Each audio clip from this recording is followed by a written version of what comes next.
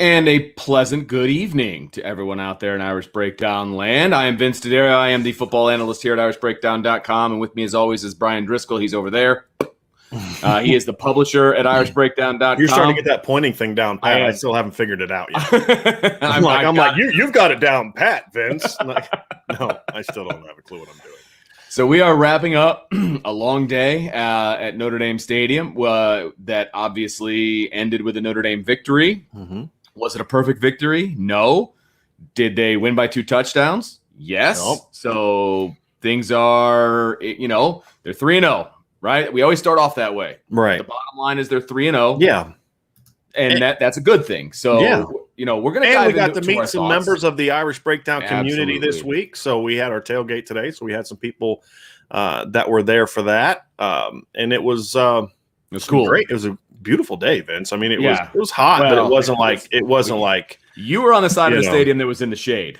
I was not. Late in the second quarter, we got the shade, but the first quarter was pretty. The entire game, I was not, and it was very, very, very warm. Yeah, but hey, it's okay. Got to watch Notre Dame win a game. Yeah, much better crowd today. Alex Udall with Super Chat. Thanks, Alex. He said stadium looked pretty full, and the stupid drum was outside. Everyone calm down and let's talk football. Okay. Are we going to talk about the drum? Because I need to talk about the drum. Before we get going in the game, if you want to, let's start with a rant. That's what I'm all about. Okay. Vince. I ended yesterday's show with a rant. You can start that one. Okay, so I get in the car. I'm with my in-laws. We decided to drive together. And the first thing he says to me, because my brother-in-law went to Purdue. Okay, so obviously the parents have, allegiances to where their kids went to school, whatever, fine. So he's like, oh, they won't let the drum in. That's just so petty, blah, blah, blah. I'm like, it's same thing we said on the show. It's a drum. Take it down a notch. The drum's never scored a touchdown. It doesn't matter that much. Okay. And I go, look, if they don't allow the Leprechaun to go to Purdue next time Notre Dame goes to West Lafayette, I'm not going to lose any sleep over it because the Leprechaun hasn't scored any touchdowns either. So I'm good. I'm okay. Well, during halftime, okay, the Purdue band goes and does their thing. They bring out the dudes with the hard hats who are supposed to accompany the drum, and they're running around like the drum is there. And they're pretending to bang on the invisible drum. Like they took it to a whole new level of petty, we don't get to have our drum in the stadium nonsense. I didn't see that. They did an entire song dedicated to the 100-year drum. So you've just been very much bitter for since that happened. You just seem real salty about that. And I got to say, Vince, I didn't see it, so I'm not salty about it. But if I'd seen it, I probably would have lost it. I got a lot of problems with the drum. Number one, do you need a helmet to bang a drum? I thought that was a little big ridiculous. drum. It's a big drum. It might fall on you. Yeah. 100-year-old, maybe the wood's going to crack on you. I don't know. But I told my father-in-law, I go, look, man, the only reason Purdue has the world's largest drum is because nobody cares enough to make a bigger one. Okay? So you guys enjoy your drum. That's fine. It's outside the stadium. But they were pretending to bang on the drums. Oh, my gosh. It was so pathetic. I'm sorry. They were literally doing circles around. It looked like they were doing duck, duck, goose. Okay? They would run around, boom. Run around, boom. Come on, guys. That's ridiculous. Anyway, well, I'm just glad we don't have to ever talk about the drum again. And we do get to talk about some football, Vince. Please. And that's what we're here for. So let's dive into football. That is the lamest thing I've ever heard in my life. I'm sorry. I'm annoyed and I didn't even see it. I can only imagine. But let's talk about this football game, Vince. And I just think my overall take from this game is this team still has a lot of work to do. No question. They're getting better. They've gotten better each week, in my opinion. I think the defense especially has gotten better each week, which we'll dive into the offense and defense specifically. But, the thing that I took away from today's game is I thought one of my beefs last week is I thought this team didn't really play with a ton of emotion, a lot of fire. I thought that was not an issue today. There was a lot of sloppy play. I mean, Notre Dame should have won this game 41-13. 100% agree. This game shouldn't have even been competitive. A lot of mistakes that kept it from getting there.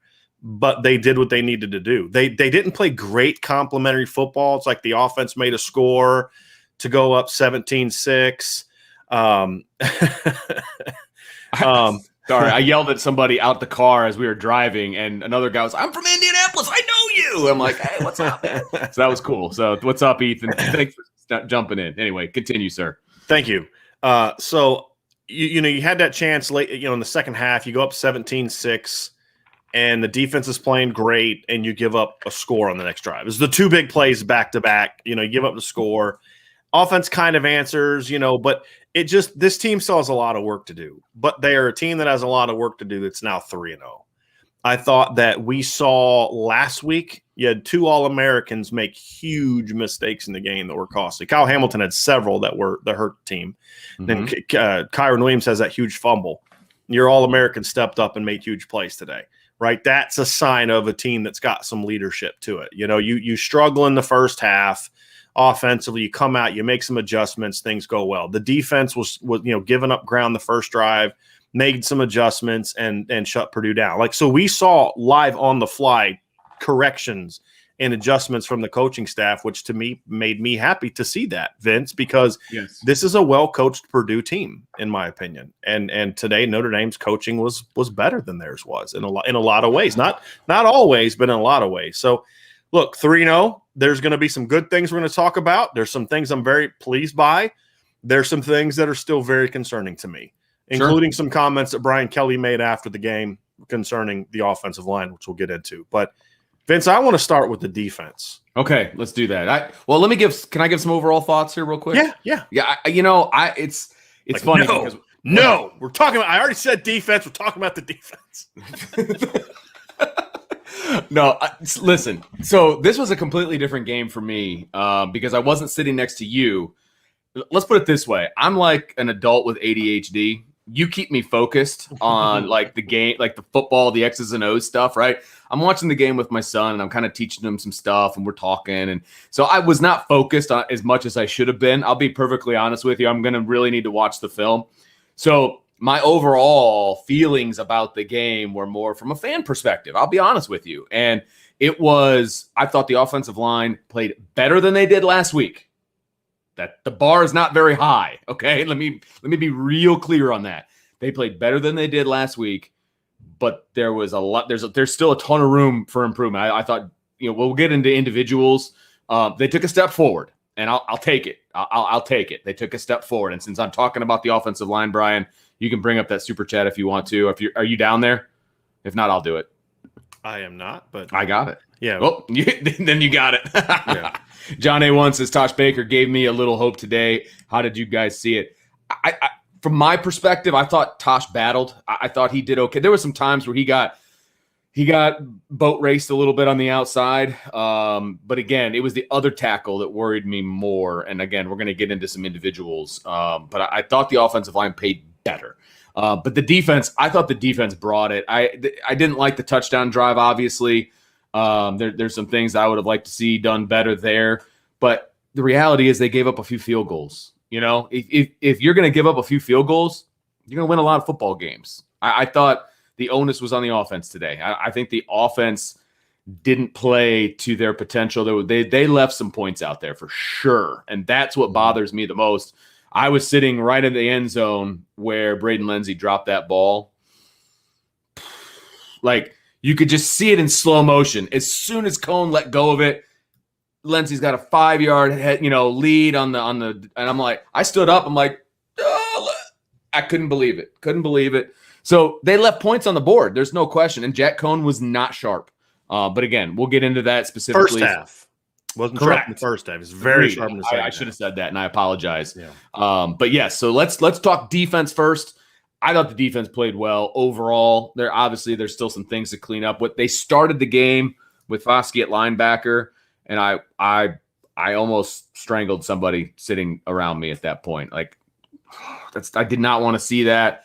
He's still not a linebacker, Brian. I didn't like that at all. Mm-hmm. When the game was on the line, they went away from it. I think that, hopefully we're not going to see as much of it, but that bothered me. You start the game with that. I didn't like that. Yeah. I had the same thought, but then that first series was just all out of whack, Vince. It's you're giving up They were out of position. You're giving up the flats. I think Sure. that was the series where J.D. Bertrand just gets out of position on a screen pass, and he could have had a tackle for they barely any gain. They were all out of sorts on that first drive. But here's what I liked about the game is they were put on a short field right away. The offense goes negative yards. Purdue gets the ball in Notre Dame territory to start the game. I'm like, oh, here we go. They gave up some ground. Purdue drove it down, but Notre Dame held firm and forced a field goal, right? So that was good. But after that, you saw them make some changes, and that early screen game success and perimeter success that they had, for the most part, Notre Dame sniffed that out. I mean, Purdue came into this game averaging about 344 passing yards per game. They finished with 291. 66 of that came on the final two drives after Notre Dame went up 27-13 and kind of said, "Hey, we're gonna make." They were dinking and dunking. It was all horizontal, which is what if you're Notre Dame, hey, you're down 2 scores, right? And there's 5 minutes left. Fine, go for it. Yeah, exactly. So I mean, they held them to way under their season average, and they averaged 8.8 yards per attempt coming in the game. They didn't even average 8.8 yards per completion in the game. They were 8.1 yards per completion. They're only at 5.4 because of what Notre Dame did is, number one, they were all over the quick game and screen game, all over it. I mean, one of my keys to the game, and I talked about it again today in my What to Look For article, Vince, was you cannot let David Bell take this game over. You cannot. You got to have a David Bell game plan. Purdue came into this game saying, hey, we're not going to let Michael Mayer take us out of their game. And they took Michael Mayer away. They did. And Notre Dame said, we're not going to let David Bell take this game over. And David Bell did not. He had 7 catches for 62 yards. Here's the difference between the two teams. If you want to take Michael Mayer away, they still have Kyron Williams, Chris Tyree, Avery Davis, Braden Lindsey. Right. Where Purdue is like, well, you take David Bell away, and you don't have a lot of other options. So I thought that was a great game plan. I mean, you even saw like Jason Adamiola blowing up a screen. You saw Justin Adamiola on a throwback screen that I thought was going to go for 6 if he doesn't sniff that out. And he didn't actually make the play, but he forced it back inside, and Bo Bauer recovered and made the tackle. And it wasn't even it went. I don't know if you know the play I'm talking about. In the first quarter, they rolled out and threw a throwback screen to the back, and Justin Adamiola is the only guy that saw it. Yes. And Justin came out. Did I say Jason again? Yeah, I meant to say Justin. You did. Jason blew up the first screen. Justin did the second one. Right. And Justin forces it back inside because he overran it, but it forced the. He had to do that though. He had to get outside. He could not. He had to recover the contain. Forced it back inside. By that point in time, Bo Bauer had kind of sniffed it out too and got out there. Yeah. That could have been a huge play, and Justin did a great job. And I just thought they're all over the quick game. Like you had mentioned early, like Drew White got beat on a perimeter throw early, and J.D. Bertrand got beat on that. Missed tackle. After that, I thought the linebacker play against the screen, Isaiah Pryor and Jack Kaiser combined for like 14 tackles. A lot of them were like on those quick throws. I thought J.D. I mean, then there's later in the game they went back to that swing pass on 3rd and 1. This time J.D.'s downhill and he blows it up in the backfield. Just stoned them. Just absolutely I thought the game plan was great. Purdue came out in the second half. That first drive had some stuff working.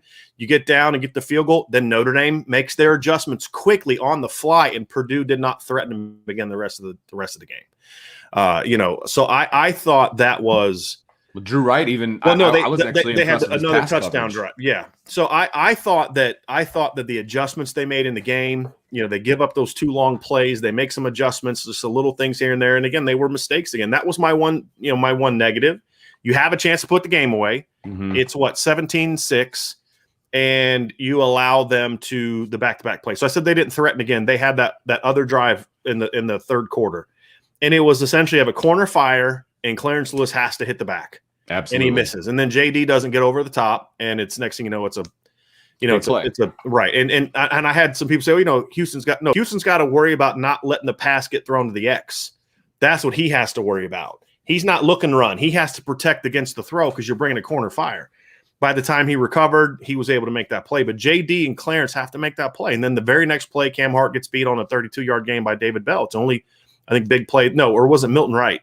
I think it was David Bell. It was David Bell. It was the only big play that he made all game. And then, and then again, just mistakes that they've got to clean up. And then you've got a 3rd down stop. Clarence Lewis is in great position to make another pass breakup just like last week. And he flipping reaches with his outside arm again.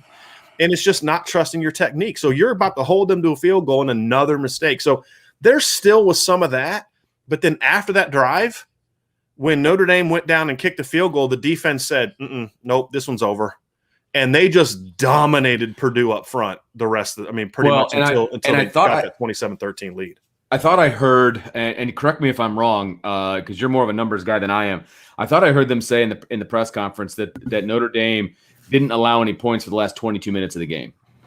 Does that sound right? Yeah, because they got their 2 scores early in the third quarter. So, look, we wanted the defense to show up in the fourth quarter. They showed up in the fourth quarter. They had 2 interceptions, right? They forced a turnover because they allowed that kind of long drive. Not that I think Notre Dame was in danger because they were still up 2 scores, but they allowed that long drive. Right. They get the interception in the end zone. Right.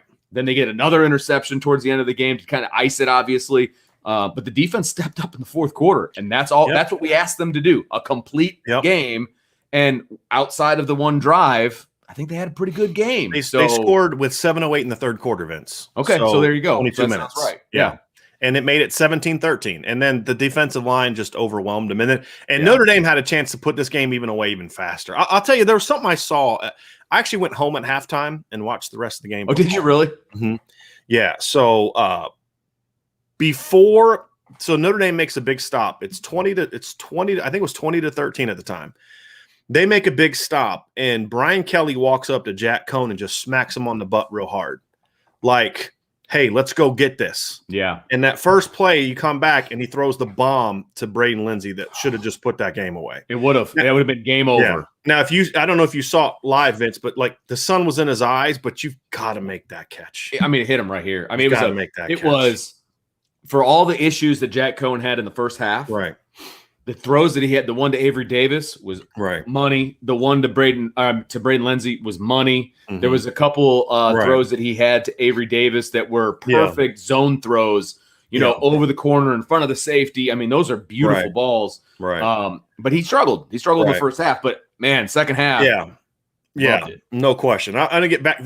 My point was at that – no, you're fine. I'm the one that brought it up. Dang it, Vince, man. Just because I brought it up doesn't mean you should talk about it. My point was that was a stretch in the game where it's like, okay, who are you going to beat, Notre Dame? Right? And again, they didn't make some plays. Kevin Austin had a big drop that he's got to make that catch. There was opportunities for them to put it away, but they didn't really do it. But the defense at that point in time, like the offense missed some opportunities. The defense, however, at that point in time, they responded to that mistake by saying, okay, don't worry, we're going to get you another short field. You know what I mean? We're going to get you the ball back. Back-to-back 3-and-outs after Purdue got it close. And in those back-to-back 3-and-outs, the Notre Dame offense was able to finally kind of get things going and put the game away. So I really liked what we saw from defense. Here's what I liked at the end of the day. The defensive line is still really good. Mm-hmm. I thought Myron Tungvaloa had a really good game. Not only when they asked him to penetrate, he blew up that 1 3rd and 1. He set the edge really effectively. His that 4th and 1 stop that Kyle Hamilton had, it was Myron that first got into the hole, forced the bounce. Then Bo Bauer flew up and forced him to stretch it out even more. And then Kyle Hamilton cleaned it up. Yeah. Great team defense. We saw so many plays like that today, Vince, where it's just great team defense, where it's like Justin Adamiola forces that guy back inside on that screen, and Bo Bauer's there to clean it up, right? We saw that so much today. Cam Hart tips that pass, and DJ Brown's there to pick it off. We saw so much great team defense today. And then, of course, there's individual great plays as well. So that really encouraged me. But the other thing that I really liked about today's game, Vince, is we saw this Notre Dame staff going toe-to-toe with what I believe to be one of the best offensive minds in the game and constantly counter-punching. And it didn't take but one series. Purdue would change something, and Notre Dame immediately, bam, we're going to make that change and go right back at it. But the one thing that they have that allows them to do that is they have a defensive line that they can sick on people. Yeah, they did today. And they did. It was Jason Adamiola. It was Justin. It was Foskey. It was Myron. It was Heinisch, I thought, just blew up the inside run. He had one time where he got sealed inside, and they cut back for like a 7-8 yard gain. Outside of that, he just owned the middle of the line of scrimmage. Mm-hmm. I just thought Nana had a big sack on a play where they tried to do that reverse, and they were going to they threw the reverse.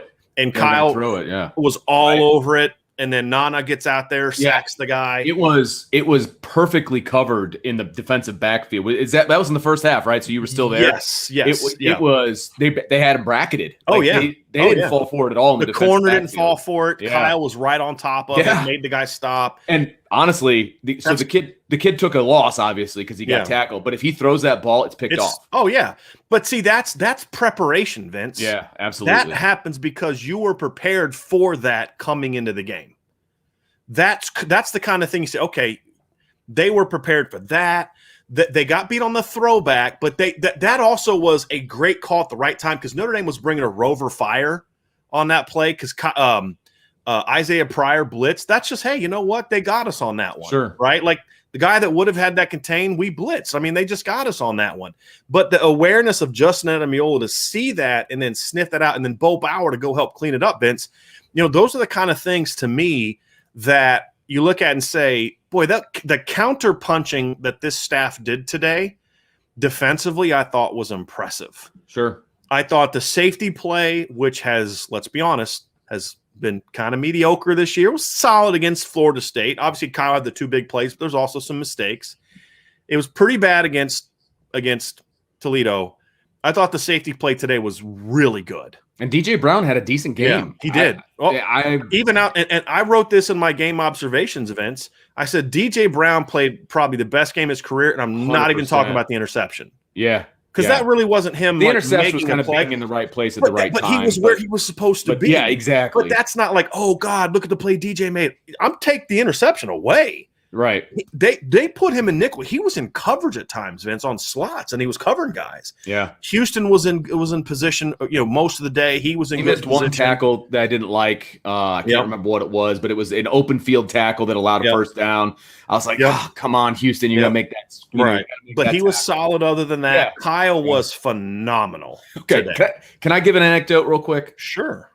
Like, do you expect me to say no one of these times? You might. I don't know.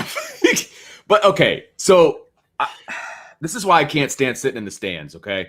I had this lady sitting behind me, and it's, I don't know, middle of the third quarter, towards the end of the third quarter. I don't know why Kyle Hamilton's an All-American. I haven't heard his name one time. I look back, I go, are you watching the same game that I'm watching? The kid had 10 tackles. He ends up with an interception, 2 pass breakups. What more do you fourth want? And one stop, right? Like what? And they're going away from him most of the time when they're throwing the ball, right? I thought, it's so frustrating, frustrating. Jack Cohn should have been benched in the first quarter. Kevin Austin can't play. Right. I heard a lot of fun stuff today. I'm sure you did. But back to the sorry. It's all good. But trust me, I get it. But back to Kyle Hamilton though, Vince. I liked how they used him today. And to me, that's also a good coaching sign because, number one, we got to get our All-American back on track after last week's game. But at the same time, there's also this is a team, if you look at Purdue, we talked about this, they are a short to intermediate passing team. That is where they live. That is where – because they've got similar problems in Notre Dame. They can't protect long enough to throw the ball down the field. What's up, Tommy? How you doing, my man?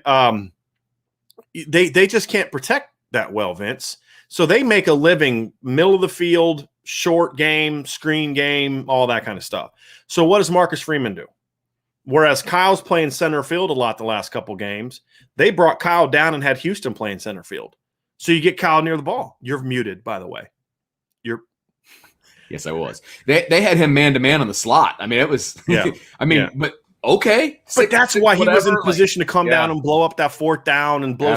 And not that I'm not happy that David Bell got knocked out of the game, but that he was able to knock that ball loose on that play because he was downhill. Look, I thought that was a great coaching decision by Marcus Freeman and his staff to get Kyle. Hey, against this team, we got to get our All-American down closer to the ball. And it was a good hit. I mean, it's a good, clean hit. Yeah. It's just football. And it's unfortunate because I don't want to see anybody get hit. Who was it? Who was the guy trying to say it was targeting? One of the announcers. Are you serious? And then the official guy was like, yeah, that's not targeting. I mean, As long as he launched he and turned. I mean, he yeah. lit. Well, they said it was a whole launch. I'm like, well, how do you launch it? How do you tackle and not launch? But the other guy, the official guy came in and said, no, it's because he whatever. Yeah, I mean, it was all shoulder, But they didn't show any replays in the stadium. So anybody that was there, that was odd because it was an injury. I mean, okay, but like, there's no replays. I logged in on my phone real quick. I'm like, I think they would have shown a replay if they would have reviewed it for targeting, but they never did. Oh, sure. So I just thought the game plan was good. The adjustments were great. They went back and forth. And that's the one thing that we said we wanted to learn about Marcus Freeman and his staff this week is could he go, check for check with Jeff Brom? And today he did it. I mean, I thought he did a great job. No question about it. I was expecting more from Jeff Brom, to be honest with you, from an offensive standpoint. I was surprised that when they got on the goal line, he tried to run it up the gut twice. You know what I mean? There was just a few things that, because they were having a little bit of success on the outside. That was a little, so there was a few things I was a little surprised about that I thought that it would be a little bit more inventive on his end. But I think a lot of that has to do with Marcus Freeman. I thought they tried a lot of stuff. I just thought Notre Dame was all over it. I mean, they tried the reverse pass. They had the throwback that has been a big play for them. I thought where they had some success early too is when they thought they could get Notre Dame in man situations is where they had some success early. They got Notre Dame in man. Well, Notre Dame mixed up their coverages a lot more in this game, Vince. We saw a lot more zone, and I don't think that was good for Purdue because they don't have the athletes outside of Bell to outrun guys. Right. That's the difference between Purdue and Toledo. Toledo had more overall receiver speed. Purdue's got one guy that's fast. Right. And that's David Bell. And I thought the Notre Dame linebackers and safeties did a really good job on their tight end too. And like so on the what's that? The tight end did nothing today. Oh, yeah. The ball he kind of dropped in the end zone that Kyle picked off. I mean, that would have been a tough catch because Jack Kaiser's right there fronting him and got his hand right between him and the ball. I don't think he saw the ball till it was past him because Jack was in such great position. So I thought they did a great job of high-lowing him all game, a linebacker underneath and a safety over top. I thought they did a great job of playing inside out on David Bell on the perimeter. I thought it was a great game plan. I thought it was executed well with the exception of really early on that first drive as you're kind of getting used to some of the stuff to produce Pilnech, and then that one touchdown drive. I thought that overall, though, that they executed it very well. I mean, again, this team came in scoring 39.5 points per game and 480 plus yards of offense per game. And Notre Dame held them to 13 points and 380 some yards. And how much was it? 348. 348. And what, about 80 of that was on the last two drives after Notre Dame was up? Because, it was all the dink and dunk, absolutely. Absolutely. So overall, Vince, I liked it. This was the most complete. I mean, the corners I thought had some mistakes in this game, like, the pass interference. And they're still a little too handsy when it comes to some of that. Way too handsy. They got away with a no call on a pass interference on one of those, but they've got to trust their technique a little bit more. But they also made some plays. Cam makes that big play late. I think they were still solid, at least in this game. Safety play was better. Linebacker play was better. The front continued to ball, and thank you for those 2 super chats too, by the way, Mike. But overall, Vince, I don't think I could be happier with the play of the defense today. Coaching-wise, execution-wise. Is there still stuff to clean up on defense? Yeah, quite a bit, which is kind of the encouraging thing because this defense, to me, is still not close to reaching its full potential. There's still plenty to clean up. Yeah, there was no time where I was necessarily worried about Purdue coming back once Notre Dame had the lead because of the defense, to be honest with you. I was way more worried about this outcome last week than I was this week. Me too. Absolutely. I just didn't think Purdue could put enough drives together. Right. And and I know we're going to transition to the offense, but what I saw from the offense and the lack of production, because stuff was open. I mean, the stuff was open and they just weren't hitting it. So I have faith, obviously. I mean, I think, is this team going to be a defensive led team? I don't know. Because they're not going to win all their games scoring like they did today. They're not. Yeah. Right. But the defense picked them up today. Right. That's what good teams do. They, one side of the ball's not picking it up. The other side helps them out. Right. So I was encouraged by that. I will say that I thought the defense played well overall. We got a super chat here from Triple Deck Post. Says Indy is a good team. They just need more game experience. Agree. I really like Cam Hart. He's going to be a good one. Hope he stays healthy. That's the thing we have to remember about Cam Hart. Cam Hart's playing his third game at cornerback, really. Yeah. And so he's going to make some mistakes. To me, he's been better than Clarence Lewis, and Clarence has a lot more experience playing cornerback in this system today. So I agree. But I think they've both been solid, right? They've been great. They were really good on deep coverage. Purdue tried to stretch them a couple times, and they just had to go to checkdowns because I thought the coverage was where it needed to be. Mm-hmm. So I thought that was a good part of today's game as well. I thought on all three levels, Vince, I thought the play was at least good, and then it was really good up front. And at times it was really good at linebacker. But the thing about linebackers, there was fewer mistakes this week, Vince. Right. That's what I thought. And even though they did it on the first series, they didn't do as much with Foskey playing that linebacker. They had Adam Iola doing more of that today. I don't remember seeing Jordan Botelho on defense today. I didn't either. I saw him on special teams. I did not see him. He was back to being a beast on coverage. He made some plays on the coverage unit. I was looking for him defensively, but I never actually saw him. So, and as we transition to the other side of the ball, Ryan, thank you for the super chat, man. Really appreciate it. Didn't forget about you, man. But he says lots of recruits on campus today. Do you think this game made a good impression? Mm-hmm. Yeah, and I'll say yes, because I think what a recruit would have seen today is a recruit would have seen a team that played hard, a team that is, got some talent, and you beat a Power 5 team. But I think a guy would have also said, depending on what position you played, and I think I can help there at some of those offensive positions. Like, hey, I think I can help there. But look, I think if you're a defensive recruit, you really liked what you saw today. You saw an aggressive defense. You saw a big play defense. You made some third down stops. You made some fourth down stops. You made some sudden, not sudden change because they didn't have turnovers, but sort of like short field. Let's go, and hold them to a field goal. You'd have also seen a defense that, hey, look, some stuff's got to get cleaned up. So I think they would have made an impression today. I don't know how good of an impression that you'd have seen from the offense from a line standpoint. But, if you're a receiver, you're like, man, those dudes were getting open deep all day. The quarterback's got to make a couple better throws, but those dudes were dropping balls. Man, I wouldn't drop that ball. And so I like that Notre Dame remained aggressive there. But it was a great day.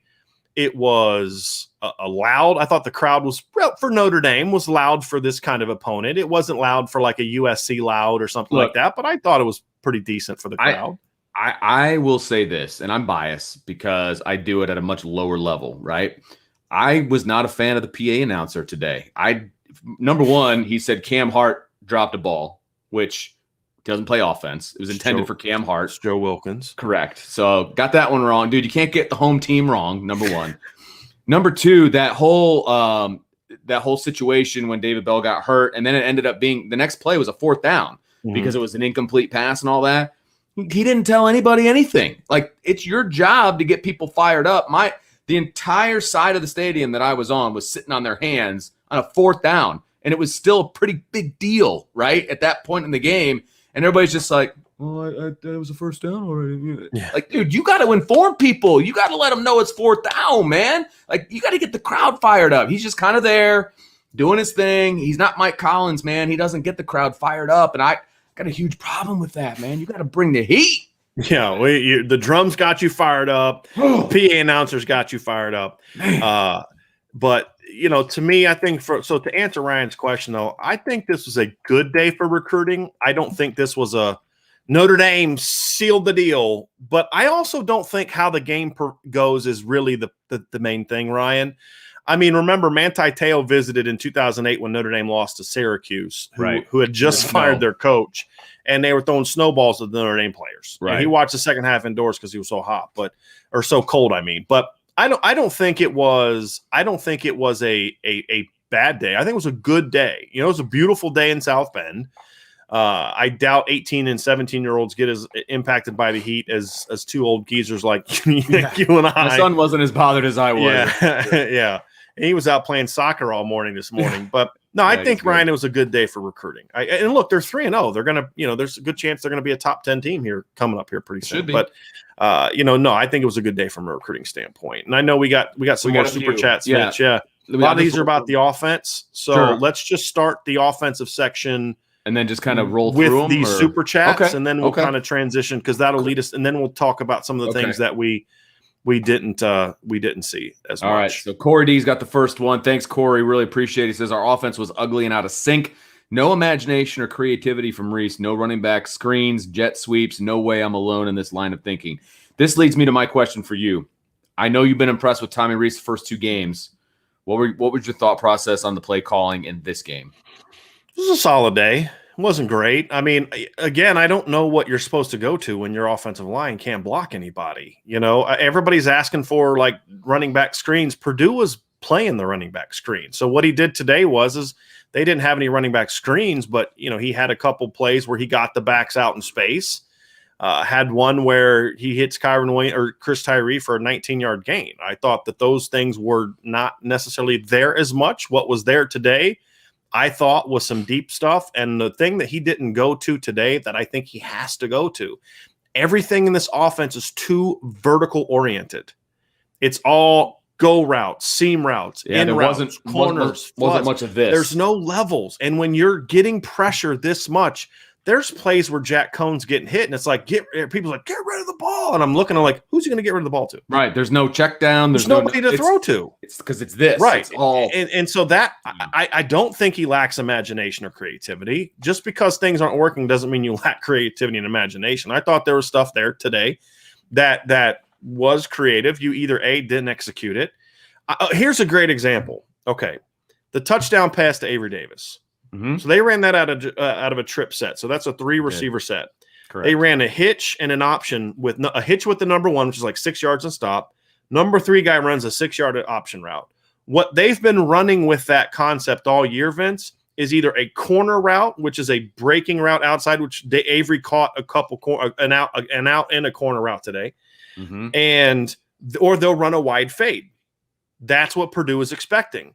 On that play, he went vertical, stemmed the guy outside, thinking, "Oh, here I go outside," and then bam, beat him back to the post and touchdown. Beat him bad. Like, it was a great route. It was a great route, great ball, but a great play call. Yeah, because you know what they're expecting. They're expecting you to run the out some sort of corner or wide fade. A wide fade basically means you're going vertical and then you work outside. Correct. So as soon as that cornerback saw outside, he bit hard. It was a great top end by Avery. That's I mean, how's that not creative? Absolutely. I'm prepared. I know I'm anticipating how they're going to play this route. So I'm going to make a play call that's going to be there. Yeah. Right. Yeah. I mean, that is there. There was other stuff that was there that you just can't protect. But I'm at the point now where after 3 games where it's like, okay, you got to stop blaming the line for that because you know they can't pass block.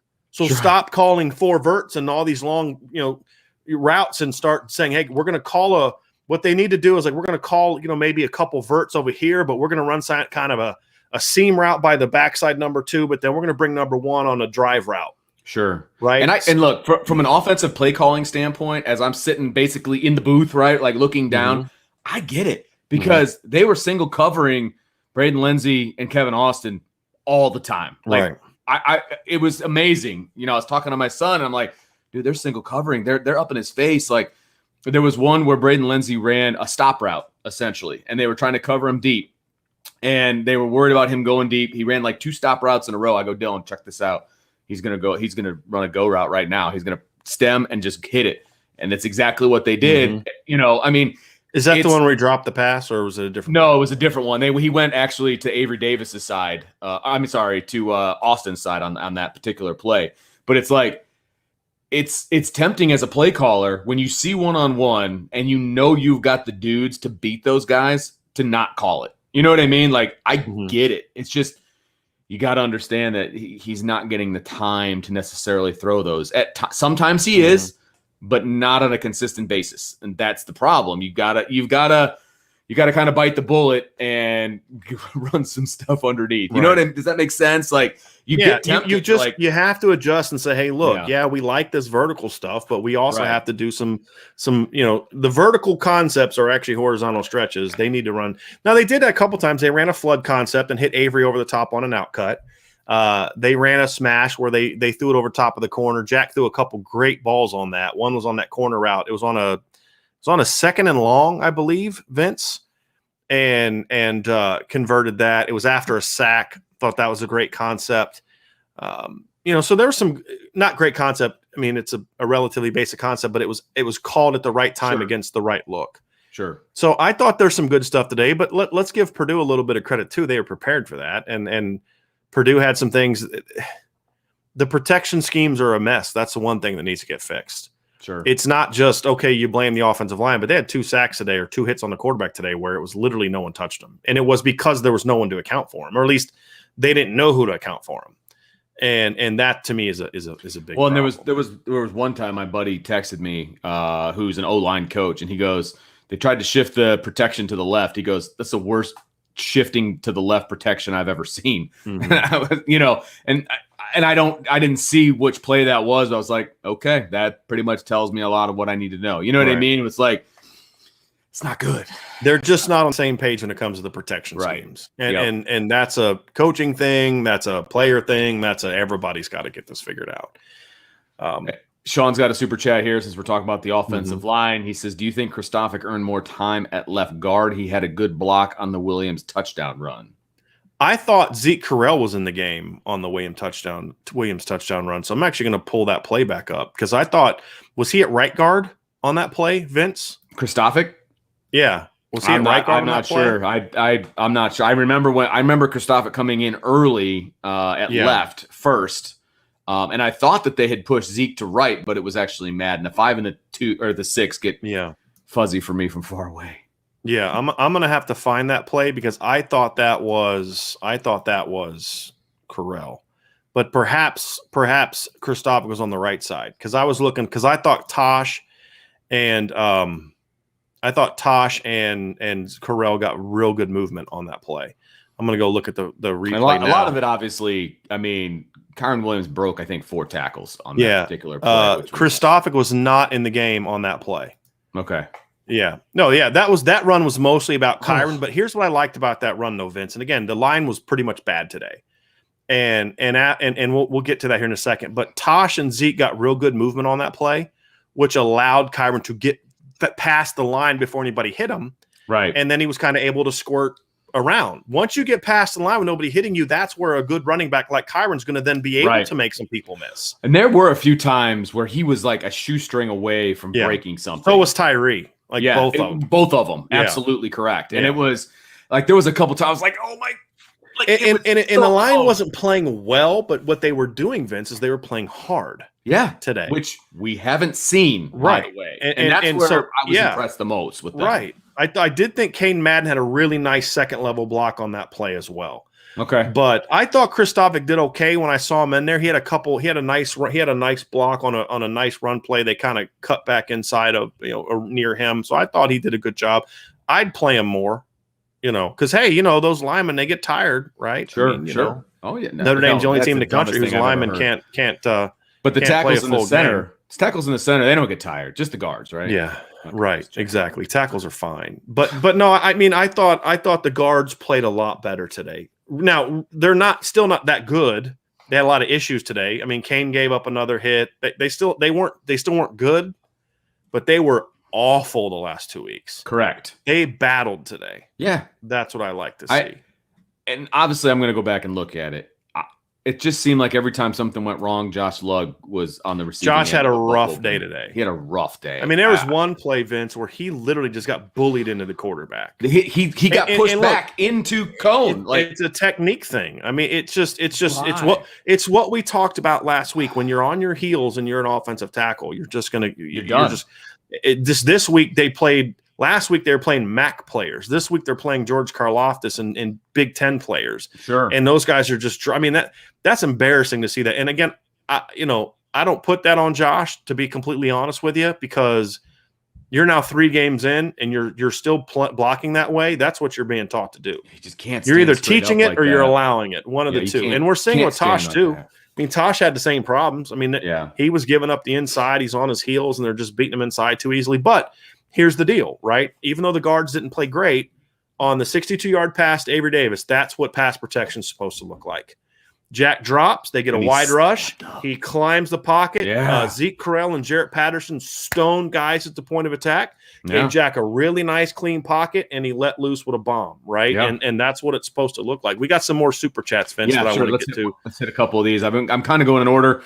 Richard Maltby, thank you, sir. Says Tommy Reese is an absolutely amazing play caller. The only thing he was missing was a shot play, courtesy of Tyler Buckner. I will say this, and I saw somebody say it in the chat. Tyler Buckner did tweak a hamstring, and that's why he didn't come back in the game. There was a couple opportunities, I think, where they would have liked to have him in the game, but he couldn't. And so that's why he didn't. You saw it, and it was on that long run that he had when they were backed up in their own, like near their own end zone, and it was like second and long or third long, and he took off running and picked up the first down. He kind of hobbled off the field after that. Like you could see he started to kind of come up a little bit lame as he was running. And then then the trainers went and looked at him, and I don't think we saw him again. We might have seen, but he didn't play much after that, if he played at all after that. Okay, gotcha. So that looked like the play where he was out. That makes sense. I thought Tommy called a good day today. I wasn't as impressed with Tommy today as I was the first two games, but I still think he called a solid game. If I was going to rank his 3 games so far, this is number 3 for me. But that doesn't necessarily mean he called a bad game. That just means I thought he called 2 really good games before. I was looking for a little more. I agree with one of the posters. I was looking for a little bit more. But again, you are hamstrung a little bit with what you're. But see that's the issue though, Vince. Is you know what your line is right now. Exactly. That's why it's what we said early in the week. Yeah. You've got to have in your back pocket we're not blocking anybody game plan today. And that's what I'm saying is like, there are some screen opportunities. We're not seeing them take advantage of the tackles getting their butts kicked. Run something underneath, run across, like do what other teams do. Use Mayer to go on a corner route, have a hitch route, send a free release by your back on a slide, and then bring a drive route right back replacing that. Those are things that they can do that I see other teams do, that, things that I've done in the past that I know work against really aggressive front fours. He's going to have to alter, like, look, this may not be who you like to be. You may be a horizontal stretch guy. I get that. But you're going to have to alter this, but you're going to have to build some stuff into your offense to where if they're, especially Braden Lindsey, everything to Braden Lindsey is either an out cutter or deep route. I mean, give me a screen, give me a cross, give me a something, Sure. Give me a drive route, give me something with him. That's something that I'd like to see as well. So yes, he did a really good job. We're going to see some shots to Tyler Buckner, but I thought he called, and they made good adjustments at halftime too. I thought. Sure.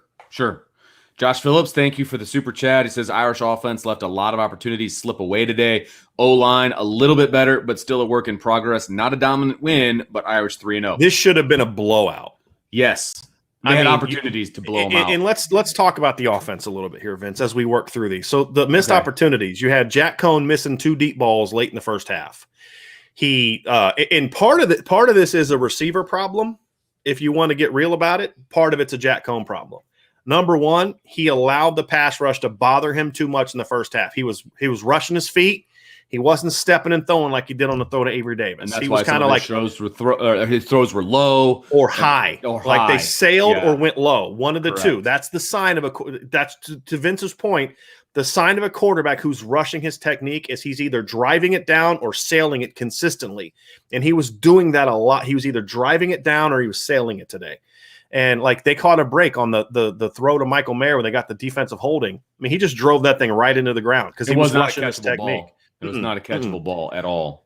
And so those are things we saw from Jack early. Second half, we saw Jack playing a cleaner game. We saw Jack stepping up with conviction, getting out of the pocket, buying time, in a not rushed way. And he went 6 of 9 in this. Let me pull up his numbers, Vince, because his first half, second half numbers were just ridiculously different. So his first half numbers were. Let me get down to it here. Although the one throw he made in the first half, which was great. Here's another. Here's one of them. Here's probably my from the game talking about Tommy Reese. My favorite play call of the game was the Avery Davis one. The second one was the 4th and 3 that they scored on early in the game to Kyron Williams. They went pre-snap and sort of a bunch look, and then before they snapped the ball. Because remember what we said during the week? Why aren't they doing more shifting? Right. So what they did before that play is they shifted where they put the 2 tight ends outside. and it forced Purdue to expand their defense, and it put their inside slot guys in ISOs. Now, Purdue actually defended it pretty well because they dropped their middle linebacker right there, but Kyron won. Again, ISO against a slot guy. Kyron beat that guy, and he's going to win that 9 out of 10 times. Jack saw the linebacker and quickly rips off that. As soon as Kyron made that outside break, Jack threw it in the hole, and it would have moved the chains. It was a chain-moving play. But then Kyron makes a guy miss and then goes and scores. And so that was part of what I loved about Kyron is he was playing like, I'm a freaking All-American, I'm a captain, and I almost cost my team the game last week. That's not happening this week. And I love that. I love that. Look, you're going to make mistakes. What do you do about it? And Kyron came out today and played hard and made big-time plays. But that was a big-time throw where he gave his guy a chance. That was also a great play call because, again, he did that pre-snap shift. Purdue was not quite ready for what was coming, and they snapped the ball, and he's got the ISO. So I thought that was another really good play call. That's creativity if I've ever seen creativity, right? And that's him doing some of the things that we've talked about him needing to do. But back to Jack Cohn, he was 9 of 22 for 86 yards in the first half. Now, there's a couple drops, but they weren't big drops. They were, a couple plays that, might have been tough catches. But he was just missing guys. That throw to Joe Austin – or Joe Austin. He overthrew Kevin Austin. That was the receivers struggled today. They did. They dropped balls. Joe Wilkins needed to catch that crosser. Yes, but it can't be that high. No, I agree with you. Right? But he needs to catch. When was the last time you've seen a Notre Dame receiver lay out for a pass? But you're Jack Cohn. You're a fifth-year senior. It was extended. You got to put that. You got to drive that. But that's the point, Vince. Is you're sailing it because you're rushing your. If you go back and watch it, he rushes through and he throws it high. Mm-hmm. You've got to put that ball right on him, and Joe catches that and he's running for a little bit. Right? You can't miss Kevin. You can't make those. You can't make those misses. He goes 9 of 22 for 86 yards in the first half. His second half numbers 6 of 9 for 137 yards and a touchdown. And he should have been 7 for 9 for 170 because he went 137. That would have been a 39-yard touchdown to Braden Lindsey. That's 176 yards. He should have been 7 of 9 for 176 yards and 2 touchdowns in the second half. If Braden Lindsey doesn't drop that pass. Kevin Austin also dropped the deep ball that he puts right on him. Hey, that guy was on top of Kevin. Jack throws it where Kevin's got to go up and get it, and he doesn't do it. Kevin struggled today. And we've talked about their inability to get off the press before. Remember, we talked about this. I think it was on the floor. Say, hey, if I'm a team down the road, I'm going to press Notre Dame. We've talked about this. We have seen this. Why can't Del Alexander see this? And today, Purdue, without their best cornerback even playing, Corey Trice didn't play today. Their backup cornerback and their not best cornerback, their number 2 cornerback, were jamming the Notre Dame receivers off the line all day. Right. And it got in Kevin Austin's head. Yeah, it did. He got worked down the sideline, and there was a couple of times where Cohn threw it out of bounds, but people are, they're not even giving him a chance. Right. He had to throw it out of bounds because his guy had no chance of catching it. Now, I'd like to see him. I got to go back and watch that play. Maybe there's another route to go to. He just kind of locked in on Kevin on that play. I got to go back and look at the rest. But yeah, you're right, Vince. It's like, oh, he got driven out of bounds. I'm just gonna, Right. I want to see Jack probably do something a little different with it, but to your point, your point, it was just like, okay, you can't. But that's something we've talked about. And look, if you think that Purdue's corners are effective doing that, wait till you see what Wisconsin and Cincinnati's corners are going to do these next couple weeks. That's going to be real interesting. So they're going to have to make those corrections, Vince. And this has been a problem for years. And so, I mean, it's a frustrating thing. It's not going to get fixed. It's not going to get fixed. It's not. No, they don't teach press release. Right. No, they don't. They haven't done it since Mike Denbrock left. Right. They haven't been good at off press in the last 4 years. They just have now 5 years. Yeah. So it's not going to get fixed. So they're just relying on those guys being better. That's as simple as that. Yeah. Another super chat here from Rick. Thank you, Rick. He says, been creeping on the channel for a week now. He goes, I live 5 minutes away from the horseshoe, so I need friends. Go Irish. Hashtag David Grimes caught that ball. That's that Stanford 07 game. Heck yes, he caught that ball. Heck yes, he caught that ball. It was that touchdown, right? It should have been a flipping touchdown. Yeah. Yeah. One of the worst replay calls ever because they actually overruled it. Remember, I believe, if I'm correct, Vince, I believe that they ruled it a touchdown on the field and then overruled it. So, oh my gosh. It's terrible. And if he lives by the shoe, then, you're probably loving life because, Ohio State needed the fourth quarter to pull away from Tulsa today. Yeah. All right. Tulsa, who did Tulsa lose to in their first game? Oh, that's right. UC Davis. I mean, Tulsa's 0-3. So, but Travion Henderson went off today. The freshman running back from Ohio State, 277 yards on 24 carries. But yes, if you live near the shoe, my friend, I apologize. I feel for you. But you've got more friends in Notre Dame friends in Ohio than you realize. It's just all of y'all are walking around like keeping it quiet as kept. Like, man, I ain't telling anybody I'm a Notre Dame fan. It's fair. But I appreciate you being a part of what we're doing. We got some more offensive super chats. Yeah. Patrick Barnes had one at one point in time up there. This is a defensive one, but we already talked about the defense. I just want to throw it up. Chris, yes. Thank you very much. JD Bertrand is a heck of a football player. Keep up the good work, fellas. Thank you, Chris. Really appreciate that. Next one down. I'm just going in order so I don't miss any. I don't. Did we miss one from Patrick Barnes earlier, or have you not got to that one yet? I don't think I probably have gotten to it yet. Leland Hartley, thank you very much for the super chat. He says, happy about the win. Thought the line was better today, but I'm still concerned going forward. Does the big game from Davis keep defenses zeroing in on Mayer and Austin? Love the show. Thanks, you guys. Look, anytime another guy besides Michael Mayer has a big day, that gives more for a defensive coordinator to worry about. Notre Dame has weapons. Yeah, Notre Dame, they took away Michael Mayer. So good. They took away Michael Mayer. He had one catch for 5 Michael Mayer, Vince, and Kevin Austin was terrible. Yeah. And Braden Lindsey drops a surefire touchdown. It didn't matter. And Kevin Austin didn't have a great day either. Because he was awful today. I mean, but you know what? Kyron Williams balled out. Avery Davis balled out. And when given the opportunity, Chris Tyree made plays. Correct. I mean, that's what makes this team so dangerous is because you can take their best player out in Michael Mayer. Their second best player can take himself out by just not playing well. Their third best pass game player drops after smoking a corner. He exploded past that guy. Just drops it, right? Yeah, just dropped it. And it didn't matter because Avery Davis goes off and Kyron rips off 2 big plays. And that's just what makes this team so dangerous, man. Yeah, absolutely. Yeah. Richard, thank you, Richard. He says Kyle Hamilton took over the game in the second half. He was excellent. It was beautiful. And he fed off the D-line. That's the thing I liked about it. He fed off the D-line. Like the D-line was playing great, and he went out and really, I thought, stepped up and made some big-time plays in the game. John, thanks for the super chat. Just a super chat, no comment, but we appreciate it very much. And Johnny Jimenez, thank you. He says Kyle Hamilton being a better Taylor Mays is a great comparison. Spot on. He's a headhunter with elite closing. And I know you mean headhunter in a very positive way. Because he wasn't trying to hurt anybody, and he did a good job of just laying the shoulder in. Right. Good hit. It's football, and it's unfortunate. Of course, you never want to see anybody get hurt. And I was worried because he was down on the ground for a long time. Yeah, I don't like the comparison to Taylor Mays. I think the only thing that I think Kyle has in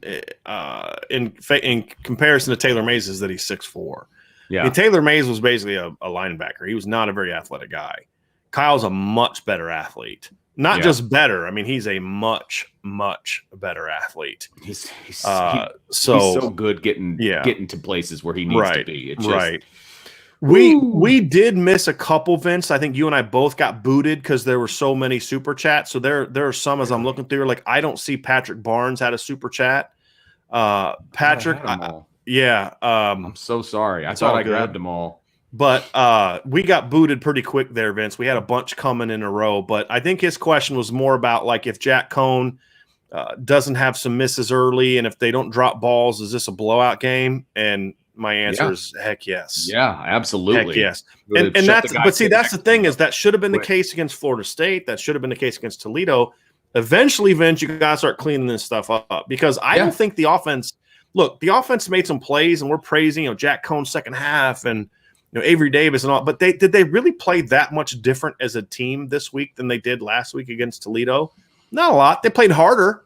They definitely played harder. Sure. If they played better, I don't think they played better. Right. But harder if you're the better team is going to result in, plays being made. And Purdue is a better defense than what Toledo had. Absolutely. So I thought that I thought it was a positive. The Spanky 412. Thank you very much for the super chat, Spanky. He says, I'm late to the party. Give me a quick recap on what you guys touched on. P.S. I'm pleasantly surprised at how after the second series, Kelly got the O-line from the worst ever assembled to just bad/average. Because they played hard. I mean, that's what it boiled down to. And look, we have been calling for that since day one of this. That's got to be step one. It has to be. Look, you're going to make mistakes from an execution standpoint. It's going to happen, especially with a young line. I shouldn't say young line because they're not young. A newly assembled, just like you said it, right? But you if you're not going hard, if you're not firing off the line, if you're not driving your feet, it doesn't matter. It doesn't matter if your assignment's sound because you're just slowing them up. I mean, bottom line. So they did play harder. I remember sitting in the stands with you last week and watching guys just stop their feet. I didn't see that as much today. And I didn't see Zeke Correll racing the running back down the field and not hitting anybody. You know what I mean? Like those things were glaring. There's still plenty of mistakes, but sure. If in the point that you're making, Vince, that we've talked about and that I agree with is you can't be fighting. It's like you're fighting a war on two fronts.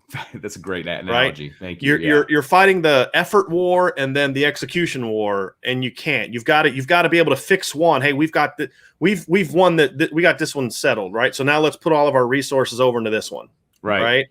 And that's what if they can build off this. Next step is, okay, now play better. Sure. Because I don't think the line played better today. When I'm referring to better, I'm talking about execution. I don't think the execution was that much better today. But because they played harder, then they allowed the backs to then go do some things. And so you've got the harder part down. Now don't step back. Don't take a step back from that. Now the next step is clean up some technique stuff. The number one technique stuff that you have created as a coaching staff. And then make some corrections from other players that are not necessarily coaching things that you got to clean up. Like there was a clear mistake on, I think, the first play of the game. They brought a 5-man blitz, and there was nobody to count for. You have 5 linemen, 5 guys pressuring, and there was just a linebacker just came running through. And I thought that was like, you come on, man. You're a University of Notre Dame. And Brian Kelly keeps talking about the young guys. And I'm like, 6-year senior, 5th-year senior, 3rd-year starters, a senior, and a junior. That's why I corrected myself because they're not young. That's the thing. They're not young. They're newly assembled. They haven't played together. Which is why I can live with the mistakes. Right. Absolutely. That's why I'm not being as negative on the offensive line today, even though I don't think they played much better than they did last week because they played hard. Now you can correct the other stuff now moving forward. Absolutely. So that's what I liked about from the offensive line today. A lot to clean up, though. Sure. And you're going to be facing the best front 7 you're going to face that you faced thus far next week against Wisconsin. There's nobody as good as George Karlaftis, but as a unit, it is a much better unit against Wisconsin. Let me ask you this. How do you think they played against George Karlaftis? Because we didn't really hear his name mentioned a lot, but how did he affect kind of the way that they were doing things? Because I'd have to go back and watch it again. He didn't have a lot of production. He had 2 tackles and 1.5 tackles for loss. I thought physically he beat them up. Okay. But I think they put a lot of tension on him. They put Joe Alt, the freshman tackle, they put him at number 45 and had him playing some tight end today. Who was that again? Because Joe Alt. Was it Joe Alt in 45? Joe okay. Alt. Yeah. Okay. Who played tight end in high school. I mean, they just put him in the block. I was hoping they were going to throw him a pass. I'm like, come on, man, give that big boy a throw, but they didn't. Yeah. Of course not. But I'd have to go back. Honestly, Vince, I'm not going to answer that one because I'd have to go back and watch it. I didn't specific. I know I have the same takeaway. I didn't see Karlaftis making a lot of plays. I thought that there was a couple times in the run game where he really came screaming off the edge and forced an early cut or something like that, but not a lot. Okay. I'd have to go back and watch it to really break it down. But Spanky, the other thing, we kind of talked about the defense. We thought the defense did really well from a coaching standpoint, from an execution standpoint. We thought the Jack Cohn, bad first half, great second half. Receivers struggled, backs are playmakers. And the fact that this offense is you can take out their best player, your next 2 starting receivers struggle, and you still have weapons and still guys you can go to. There aren't a ton of teams. And look, as I've said for now 2 weeks, and people laughed at me when I said this, I'd rather be Notre Dame than Clemson right now. You know what's going on in Clemson right now? I just turned it on, actually. Clemson's beating Georgia. Yeah, Clemson's beating Georgia Tech 14-6. Georgia Tech has the ball inside the 10-yard line. Correct. Clemson has Clemson has under 300 yards of total offense today. Wow. They're at 285. And it's at Clemson, P.S. And they're playing Georgia Tech. Georgia Tech lost to Northern Illinois in the opener. The Huskies, man, that's a top 10 team. Northern Illinois lost to Michigan today 63-10. Now, I know it's the whole transitive property thing, but come on. Yeah, they lost to Northern Illinois, and they're about to have a chance to tie the game up. They got a shot at it. I mean, they have Are you watching it right now, Vince? I just turned it on. It's over here to my right, so I apologize if I'm distracted. Yeah. So so Patrick Barnes, if we missed your question and I didn't get it right, please let me know. And if there's any other super chats that we missed, guys, we're not skipping your super chats. Do not give us more super chats. Yes. And don't get mad because, again, when we're getting to these as we go, it's like, listen, we tried last week to answer the super chats as they came, and everybody complained about how it messes up with the flow of the show, which I get. Sure. And then this week we're trying to do it, but there's all the comments coming in, and we lose stuff. That StreamYard's supposedly going to fix this. They haven't, and they just kick us up like an hour. Right. We missed some. It's not on purpose. We appreciate all y'all. I saw somebody was real frustrated that we ended up answering his super chat when we got to it, but it's not on purpose, folks. It's not, and we appreciate all of you in your support, but. We're also trying to run a show that is smooth and listenable, or whatever the word is, and it's not just like an ADD show. Like, I mean, you guys talk about everything, but you just jump back and forth, back and forth, back and forth. But anyway, let's get to some more super chats here, Vince. Johnny responds here, and thanks again for the super chat, Johnny. He says, "Would Derwin James be a better comparison? Not that it matters, just cool to think about the potential in the NFL. Also, Headhunter is the best way." Hey, man, I think Derwin's a better, because I think Derwin was like a rangy guy that could hit, he could cover. I think Kyle's probably even rangier because he's so long, but I think that's a much better comparison. I think Taylor Mays is the one that you might automatically go to just because of the size, because Derwin's a big player for a safety, but Kyle's like basically like a rover or a linebacker in size almost. He's not linebacker size, but he's 6'4", he's 220. I think that one, I get that. I get that Taylor Mays. I think Taylor Mays is a good comp, maybe lengthwise, but I think athletically he was way better. He's a way better athlete than Taylor Mays was. Michael Burke just hitting us with a super chat. Thank you, Michael. Really appreciate it. Very much so. Brandon, great to meet you today, by the way, Brandon. I wanted to throw that out there. It's always nice to put your face is in your avatar, but a human face with a name. He says, I had to convince at least 5 different people that our O-line is not young. It drives me crazy. Agreed. Because people just take what Brian Kelly says. Right. It's the most maddening thing ever. It's just like he can say the most outlandish thing and people just suck it up and eat it. Yes. And it's like, no, there's a difference between youth and experience. Right. Right. They're not young. I mean, compared to him, everyone's young, right? Well, but they're not a young football team on the offensive line. They're an inexperienced, which is, again, why today, you know what? I'm not bashing the line like I did last week. Did they play well? No, they were bad again. If we're just going to grade it, they were not very good today, but they played hard. Right. Right. So, I'm going to give you time to get that group as one and clean up the mistakes and get everyone on the same page. I'm going to give you time for that. But last week they just didn't play hard. So this whole their young thing is just it's for him to say after the game that he thought overall they're playing really well. I mean, it's a bit of a stretch. You're trying to prop your guys up. I get it, but come on, man. It's just So anyway, the Spanky is back. Appreciate it, man. For another super chat says, Brian, they were much better today.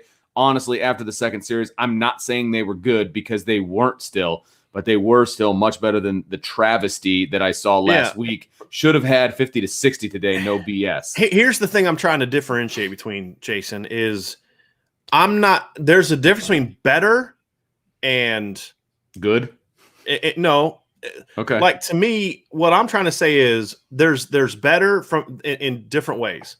Were they better from an effort standpoint, a toughness standpoint, a physicality standpoint, just get after it standpoint? Yeah, they were. But what I care more about is more of, were they better from an execution standpoint? No, they really weren't. And that's the thing. That's ultimately what good or worse means. The fact that we even have to have this conversation shows how poor the effort was last week, because we're rewarding them for playing hard. Like, think about that, Vince. Yeah, absolutely. We're having a semantic argument about this because today they at least played hard. They still were not good. Yeah, absolutely. They still were not good. And let's be honest, Purdue's not a good football team. They rushed for 120 yards and averaged 3.5 yards per carry today against Purdue. You know, if you want to take, you know, Purdue's just not good, guys. They've got some good players, but they're an improved defense. Don't get me wrong. They're an improved defense. But if you take away sacks, they only rushed for 124 yards today. You know, and they averaged, you know, they had 5.5 yards per carry, thanks in large part to a 51-yard run. You know, but Notre Dame, well, only the adjusted sack rushing was 146 yards. I'm just taking the minuses off. I'm taking Jack Cohn's numbers off, and what I did was, Vince, I just added up Buckner, Tyree, and Williams.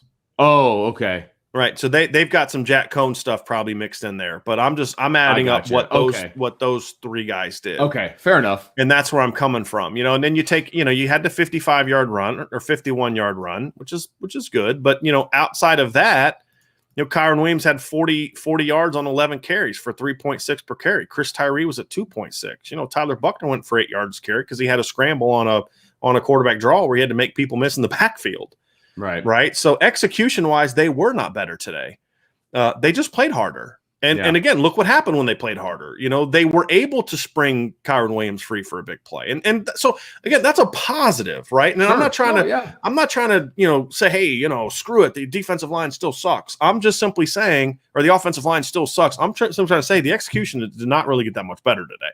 I'll go back and watch the film, and I may have a difference of opinion when we do our upon further review tomorrow. But just from watching it live and on the first glance, Clemson just made that stop near the goal line. Yeah, I just saw it. But, you know, to me, Vince, I just look at it and say there's still a long way to go, but at least they have the foundation of playing hard down. Yeah, exactly. And, you know, hey, man, that's step one. They've taken a step in the right direction. I'll take it. I'm not asking for, you know what I mean? Like, I'll take it. A couple more here real quick, and I think we'll be good on the super chats at the moment. Ashley Hill says, kaboom, guess who stepped in the room? Hey, Drew, you missed – I assume she's referring to Drew Brees. Hey, Drew, you missed all the holds since you noticed a ghost pass interference. Yeah, I had a feeling people are going to be looking into his comments about Purdue today. I had that conversation with my wife. I was Did you have the volume up, by the way? Were you listening to it? I never listened to it. I didn't think so. Okay, so I turned it up at one point in time, and it was, I'm trying to remember what play. It was the David Bell penalty, because I was trying to hear what they were saying about him being hurt. You know what I mean? Because his face bounced off the turf. That was kind of scary. I don't know if you saw the so I don't know if I flipped it on my phone because they weren't showing us. Kyle hit him in the back, and because David's trying to hold on the ball, his face went right into the turf and bounced. I mean, he hit it hard. Yeah. That's scary, you know, because I've always said that's where I've had my injuries, and, you know, my concussions with one exception came from, you know, my head hitting the turf, and he hit it face first. Right. It's really scary. You know, so I wanted to hear what they were saying about that, and then they were talking about the targeting. Okay. So, gotcha. You know, well, and look, I'm not giving Drew Brees a pass because he's supposed to be a professional, but this is still the third game that he's ever done. Right. And it's his own team. Like, I'm going to give him a little bit of a pass because I get it, right? I've had to broadcast, you know, on the home broadcast team, and I was going against my old high school.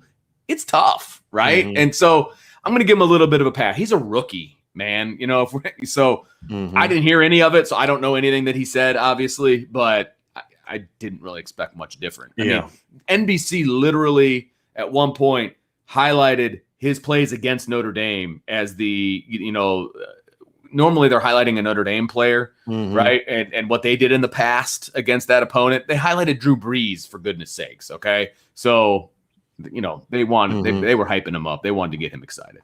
But anyway, Tommy Guns with the super chat as well. Thanks, Tommy. He says, great to meet y'all today. You too, Plents. Thanks for the beer. That's awesome.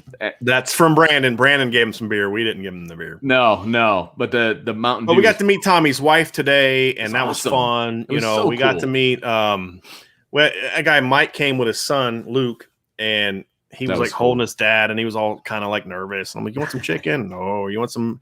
And I was like, "You want some candy?" He was my friend. You know what I mean? So absolutely. It was a lot of fun to meet everybody today. It was a blast. And the Spanky has one more. He's got a comment about Drew Brees. He says, I don't know what you guys are talking about. Brees was great today.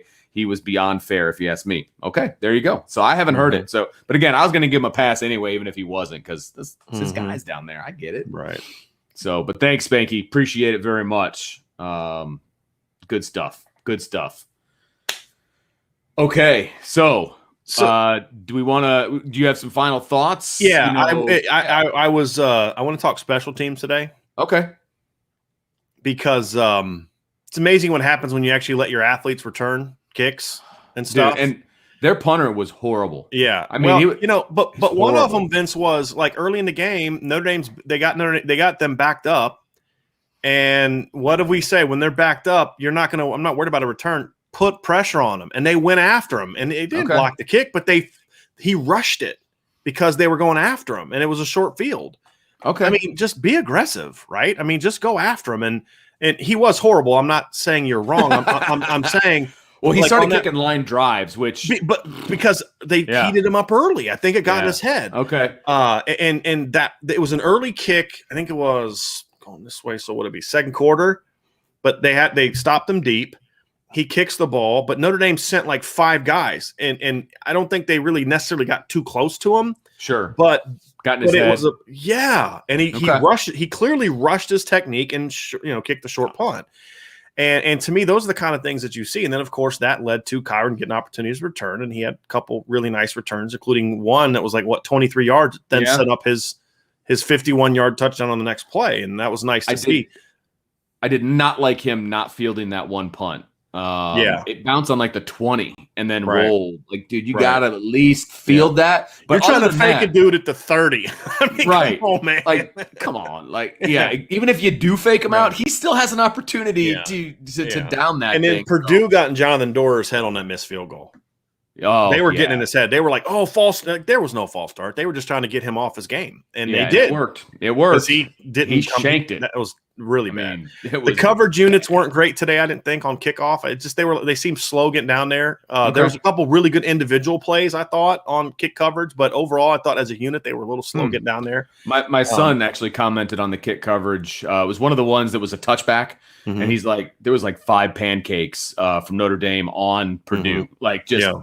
He's like, so but on Notre Dame kicking off, on Notre Dame. But if there's 5 Notre Dame guys pancaking people, that means there's 5 Notre Dame guys on the ground that aren't covering, that aren't ready to make a tackle. That's fair. So, I don't know. It was a little sloppy today, but I love the fact that they gave them. And then Bramlett, what did he have? He had one that twice he pinned on the 1 yard line Purdue one time back. Yeah. So he had one miss today, but overall I thought he did a pretty good job on his punts. But special teams was solid. But just overall, Vince, when I look at this game, I just look through. I say, look, there's a lot to clean up, and there's a lot of issues, but we're seeing parts of this team getting better each week. I think the offense has kind of been a little bit more regressive since the first game. They've kind of progressively gotten worse, I think, as a unit the first 3 games. But at the same time, I can't believe they called that a safety. Did you see the Clemson game? They tackled Will Shipley for 1 and then drove him into the end zone, and they called it a safety. So Clemson, Georgia Tech just got the ball back at with 7 seconds left. But I thought the game was over. I switched over to Auburn, Penn State, to be honest with you. Wow, okay. I'm going to flip that one back on. But anyway, Jay Bramlett to go, 42.5-yard average. Like it's pretty darn good overall, right? I mean, that was pretty decent. And he had a 52-yarder and pinned him inside twice and had a 50-pluser. So, I mean, that was good. I mean, I thought he did good. most outside of the one that he missed, obviously, Jonathan Dorr, I mean, he missed a 45-yarder, which is well within his range. It was bad from the get-go. I mean, it was ugly, frankly. And his other two, 28 and 30, those high school kickers kick those, so you better make those. You know what I mean? And he did. I mean, to his credit, they were right down the middle, so that was great. Actually, one of the ones, didn't he just sneak it in? He snuck it in the right upright, I thought. So it wasn't the Purdue kid. No, Dorr. I thought he snuck it in. Again, terrible angle. I couldn't tell. But yeah, I couldn't tell. Anyway, I'm probably talking about special teams a little bit too much. But I was surprised nice to get some returns today. That's what I was. Yeah, and when they were line driving it in the past, they were fair catching those. Yeah. And that was super frustrating because Kyron did what he needed to do to return those because there was 30 yards before there was, a different color jersey, man. Like, take it and go, and he did it. Yeah. So I'll take it, man. We all were looking for, it was fair catch you and all this other stuff. Not today. And I hope that's shades of the future because it put him in great field position. I want to say twice because he had a couple returns, I believe. Just puts him in good field position, so it was good stuff. Let's Vince, where are you at? Let's get through some comments and questions here. All right, let's see if I go all the way back up. 832. Okay, so I'm at 823, so I'm going to get some. I'll get some of these in there. So Indy fan 8807 says, "Who is the weakest link on the offensive line thus far?" Unfortunately, I'm beginning to think it's Lugg or Carell. I thought Lugg was bad today. I thought Lugg was probably their second best lineman the first two games behind Patterson. I think Josh struggled today. Definitely, he did struggle today. Bullied today. He did. But through 3 games, I mean, Carell's been there. To me, still, I mean, if we're talking big picture, I think their weakest links are still their guards. They played better today, but better relative to what they've been the first 2 weeks. It's still not good. Yeah, it's a step in the right direction from that standpoint because it was all built around effort, and that's fine because that's where your confidence builds when your effort and you're like, hey, I knocked that guy off the ball a little bit that time. That's where you're for a lineman. That's how your confidence builds. Absolutely. Clemson won, by the way. Yeah, I saw that. They had it's like they had never even practiced like second end of game situations. Yeah. And there was a flag. I don't even know what's happening. So I'm trying. Michael Johnson said Jack played better when he knew he wasn't getting pulled out of the game. There's something a little bit to that, Michael, from a standpoint of not mentally like I know I'm not getting pulled, but more of just being in a rhythm. From a confidence rhythm standpoint. Hey, I'm going back out there and I'm, I know what I need to do, right? But the thing is, Jack knew last week that Tyler was going to play. And that's what kind of made Kelly's comments kind of annoying. And he knew this week that Tyler's going to play. Hey, but I think it's more about just right. I think it's more about Jack just dealt with the pressure better is really what I think it boiled down to, Vince. And at times they gave him a couple clean pockets to throw into, and he took advantage. But there was a couple times he had a clean pocket in the first half, and he rushed his throws off, and where maybe there was a little pressure, but not the way that he made it look like the pressure was more than it was because he rushed his technique. Right. But I think he cleaned it up. His second half was really good. And they cut down the sacks, right? I mean, they gave up 6 sacks last week. They gave up 3 sacks this week. Yeah. And again, you don't want to give up sacks. I get it. Against a better defensive line. I mean, correct. It's a step in the right direction. Again, there's a lot of things you can point to that are positive, right? And you can, when you're going through the film with the guys, you can point out some positive and then you point out some negative. Right. And again, you won the game, so it's a lot easier to make those corrections, right? Yeah. And so it can be a positive film session because they did do some good things. The first 2 film sessions, I can't imagine there was a whole lot of positive, to be honest with you. But at least this time you can balance it a little bit better. Hey, guys, we're making some strides here, but we still got to get better at this. We still got to get better at that, et cetera. Yeah. It's, again, a step in the right direction. So it's good. But Vince Joseph Wright had a really good observation from the game. He said Kyron was absolutely fantastic today until he overthought staying in bounds versus making sure he got past the sticks. He's absolutely right because number one, you dive instead of slide. Okay, that should be you. That's something every team I've ever been a part of coaches. By the way, go ahead. Yeah, no, ask your question. So here's the problem for me, right? So they called it a first down, right? Clock stops. I get it. Then they go to review it. They decide it's a 4th down. Clearly, he was down in bounds. They didn't start the clock. Yeah, which they should have once they reset it. That was going to be my question. Because it was a 4th down play. Right. It wasn't a first down. It So wasn't a pass. The clock should have started rolling as they were in there trying to get Purdue to jump off sides, whatever the crap they were doing there. Right. Clock should have been going at that point. Right. And I don't know if Brian Kelly, because after that play was over, then they called timeout. Brian Kelly went and talked to the officials. I don't know if that's what he was saying, but like everybody around me, like, why is the clock not going? And I'm like, no, that's a really good point. Why isn't the clock going? Believe that the clock should have run, but it may be a thing where when a play gets reviewed from the booth or something, maybe there's something like that. I don't know, but I thought the clock should have run. But that's something you got to work on in practice, and I'm sure they do, because he had the awareness to go down, which was smart. But you can't slide. Right, a back should never slide. I mean, because again, the reason I say that is this once you start your slide, that's where the ball is. That's whereas where you start the slide, yes, right. It's where you finish, right. So and if he dives instead of slides, that's a first down, game over. Right. It wasn't a huge mistake because ultimately they were still up 2 scores. But in a game where it becomes maybe it's a 1-score game, So it was his head was in the right place. It was just executed poorly. But I liked the field the situational awareness to say, hey, I got the sticks, but like Joseph said, you got to make sure you get the sticks first. Yeah, you needed that first down to end the game. I mean, absolutely. DJ Brown might disagree because he got a pick out of it, but yes. Sean Ranger says Lindsey has to catch that ball. No excuses. I agree. I'm simply saying yes, the sun was in your eyes. But I'm sorry, you've got to catch that ball, man. Yeah. You've got to make that catch. Because he was getting frustrated last week because he wasn't getting the ball thrown to him. He got the ball thrown to him. Got to make the play. Yeah, absolutely. Again, that's you beg for the ball, and then they bring it to you. So when we're going in this direction, we can't throw the ball. Is that what you're saying? I mean, look, you got to make that play. Now they'll be indoors next week. So. You got to make that. Yeah. No, they're at Soldier Field. For some reason I was thinking Indianapolis. I'm not sure. Yeah. Although there's that one, is that one of those places that also has like the weird windows where like the sun can kind of come through? Oh, you're talking about it in Indianapolis? Yeah. Down at the one end zone. Yeah.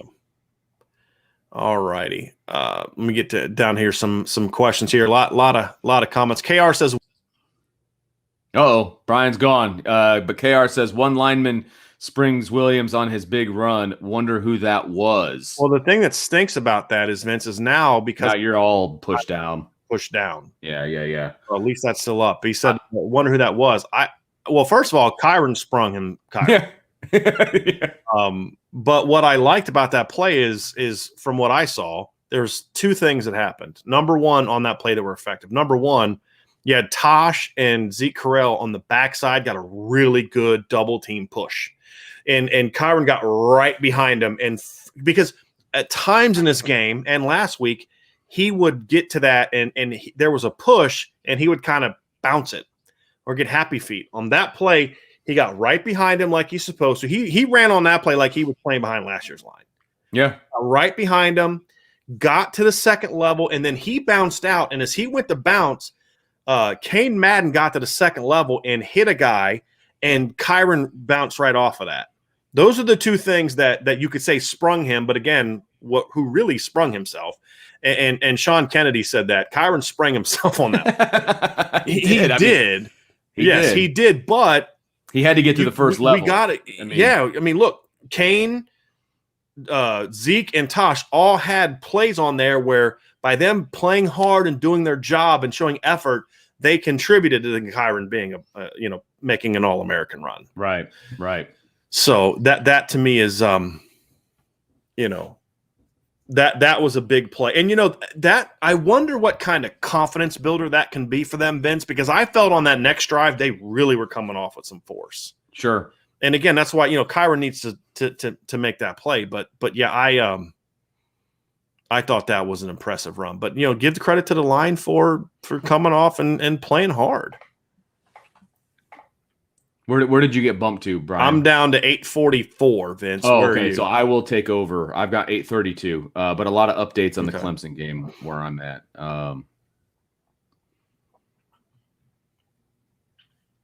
Here we go. Tom Ryan says, Christine and I really enjoy meeting you at your tailgate today. Yep. It was nice meeting you, Tom.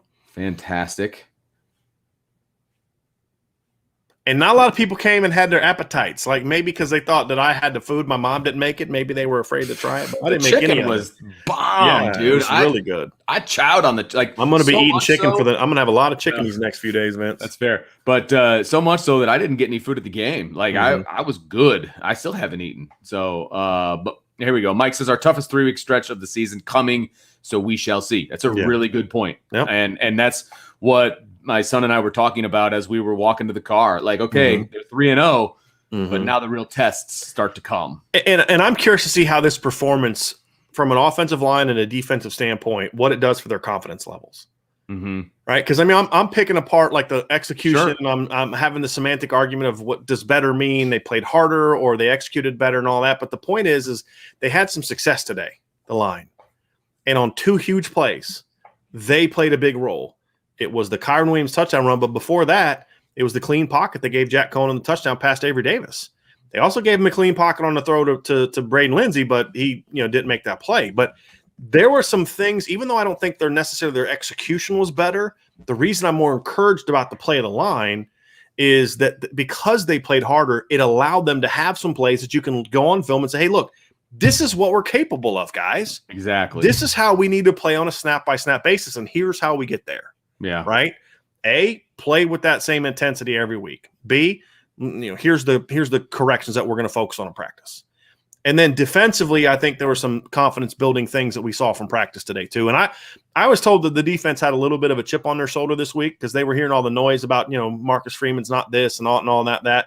And I'm going to share a little tidbit that I can share now. So I was told by a couple people last week on that long run late in the game where the guy ran for 67 yards, Marcus Freeman actually sent the wrong call in. He was sending plays in last week, and he made the wrong call.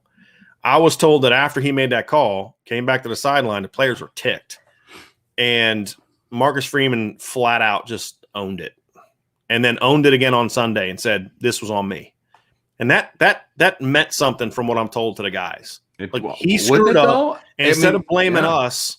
He owned it, right? And then all of a sudden the criticism starts coming in about him, and then I think that kind of galvanized him a little bit. Plus, they thought they played well last week. Right. And so they played with a little bit of a chip on their shoulder in this game, in my opinion. Well, look, if your coach admits that he did something wrong, number one, that galvanizes the team. That's like, okay, he's one of us. He cares. He's not going to leave us hanging out to dry, right? That's huge. And then when they start hearing the outside noise about Marcus Freeman and the comparisons to a former defensive coordinator and all that, I mean, you're right. They're going to play with a chip on their shoulder because he's our guy now, and you're talking about our guy, and it makes you play different. It just does when players play for their coaches. Okay, and that doesn't always happen. Okay, I don't know if that's a newsflash for anybody. That doesn't always happen. It's huge, and they play hard, and I think we saw some of that today. I really do. Yeah, those are confidence building things that you can then say, hey, look, now we're going to really take a step forward this week. Right. I thought they were going to take that step forward. I really did. I thought they were going to do that, but now it's like, okay, the O-line's playing better, but then the pass game takes a step back. With Jack playing bad in the first half, and then the receivers dropping balls in the second half, and it's just like, okay. It's like they just can't get everything going together. Seriously, But over these next 3, really these next 5 games, really, Vince, they're going to have to start getting more of it on the same page if they're going to continue to win. Because that's at the end of the day, it's the important thing. It's like, we can complain about they're winning ugly and all that. Hey, look, you know what? I don't care if you win ugly or win pretty, just win. Right? Just win. That's what I care about. Yep. Let's see. Brandon Plensner says, I did see Zeke get blown up a couple times today. Yeah, because, like I said, their execution wasn't that much better today than it was. But they at least played hard. The effort level that was better. Tom Belork says, who are the team leaders? Who is going to pull a teammate to the side and say, we got to pick it up and play better? Just wondering who's the alpha. Kyle Hamilton, potentially. I would hope it would be the captains. I think it's Kyle on defense. I think there's a few guys on defense, to be honest with you. I think Kyle, I think Jason Adamiola is that guy. Kurt Heinisch is definitely that guy on defense. Kyle's definitely that guy on defense. I think Jarrett Patterson's kind of that guy on offense. I don't know if the offense really has that get in your face kind of guy in that regards. There's no, to me, I don't know if there's a Quentin Nelson. I don't know if there's an Alex Bars or a Robert Hainsey or kind of guy on offense, except, maybe Kyron. I think he's probably the best bet. And he's the after, right. And then after the game he had today, he's now, okay, look, he's finally kind of arrived this season, right? I think the first couple games were frustrating for him outside of the 55-yard catch and run against Florida State. It's been a frustrating first couple games. I think he was trying to do too much at times, dancing too much and all that kind of stuff. And I think in this game, he finally just said, okay, I'm gonna be Kyron Williams. Right. Now he's got that. And so now he can be that, hey, look, right, this is what we do. You make a mistake, you own it, and you make up for it. Look what I did, right? I almost cost us the game last week. I'm not saying he really did, but I think that's what you say as a leader. You say that, and then – but, hey, look, it's not about then, it's about how you respond. I mean, I think there's opportunities to do that. And he had 140-ish yards, obviously, through the air. He's still getting overall yards. I mean, exactly. And he had like 30 yards in punt returns, right? So, I mean, he's affecting the game in an extremely positive manner right now. And he's except for that's the thing about that fumble. There's always going to be that but there, right? Until he cleans it up. And that's what I think. That's what I think was so important that he did what he did today. I mean, because again, his first touchdown, that was fourth down. It was 4th and 3. That's right. That wasn't like some first down play where he went and made a great play. I mean, if he doesn't make that play, it's Purdue football, and you're still losing 3-0. Yeah, true. So that's what you want to see, right? Like Kyle Hamilton probably has his. I thought last week was his worst game as a starter at Notre Dame. Oh. Absolutely. I mean, and I don't think it was close. But then what does he do a week later? He bounces back and he's just balling out. Had a game. Plays. Game. You love seeing it because everybody's going to have bad games, right? Sure. But what do you do about it? And that's the thing that I really liked about this football team is, look, there's a lot of stuff to clean up. And I'm not overly happy from a coaching standpoint about how they played today in a lot of ways.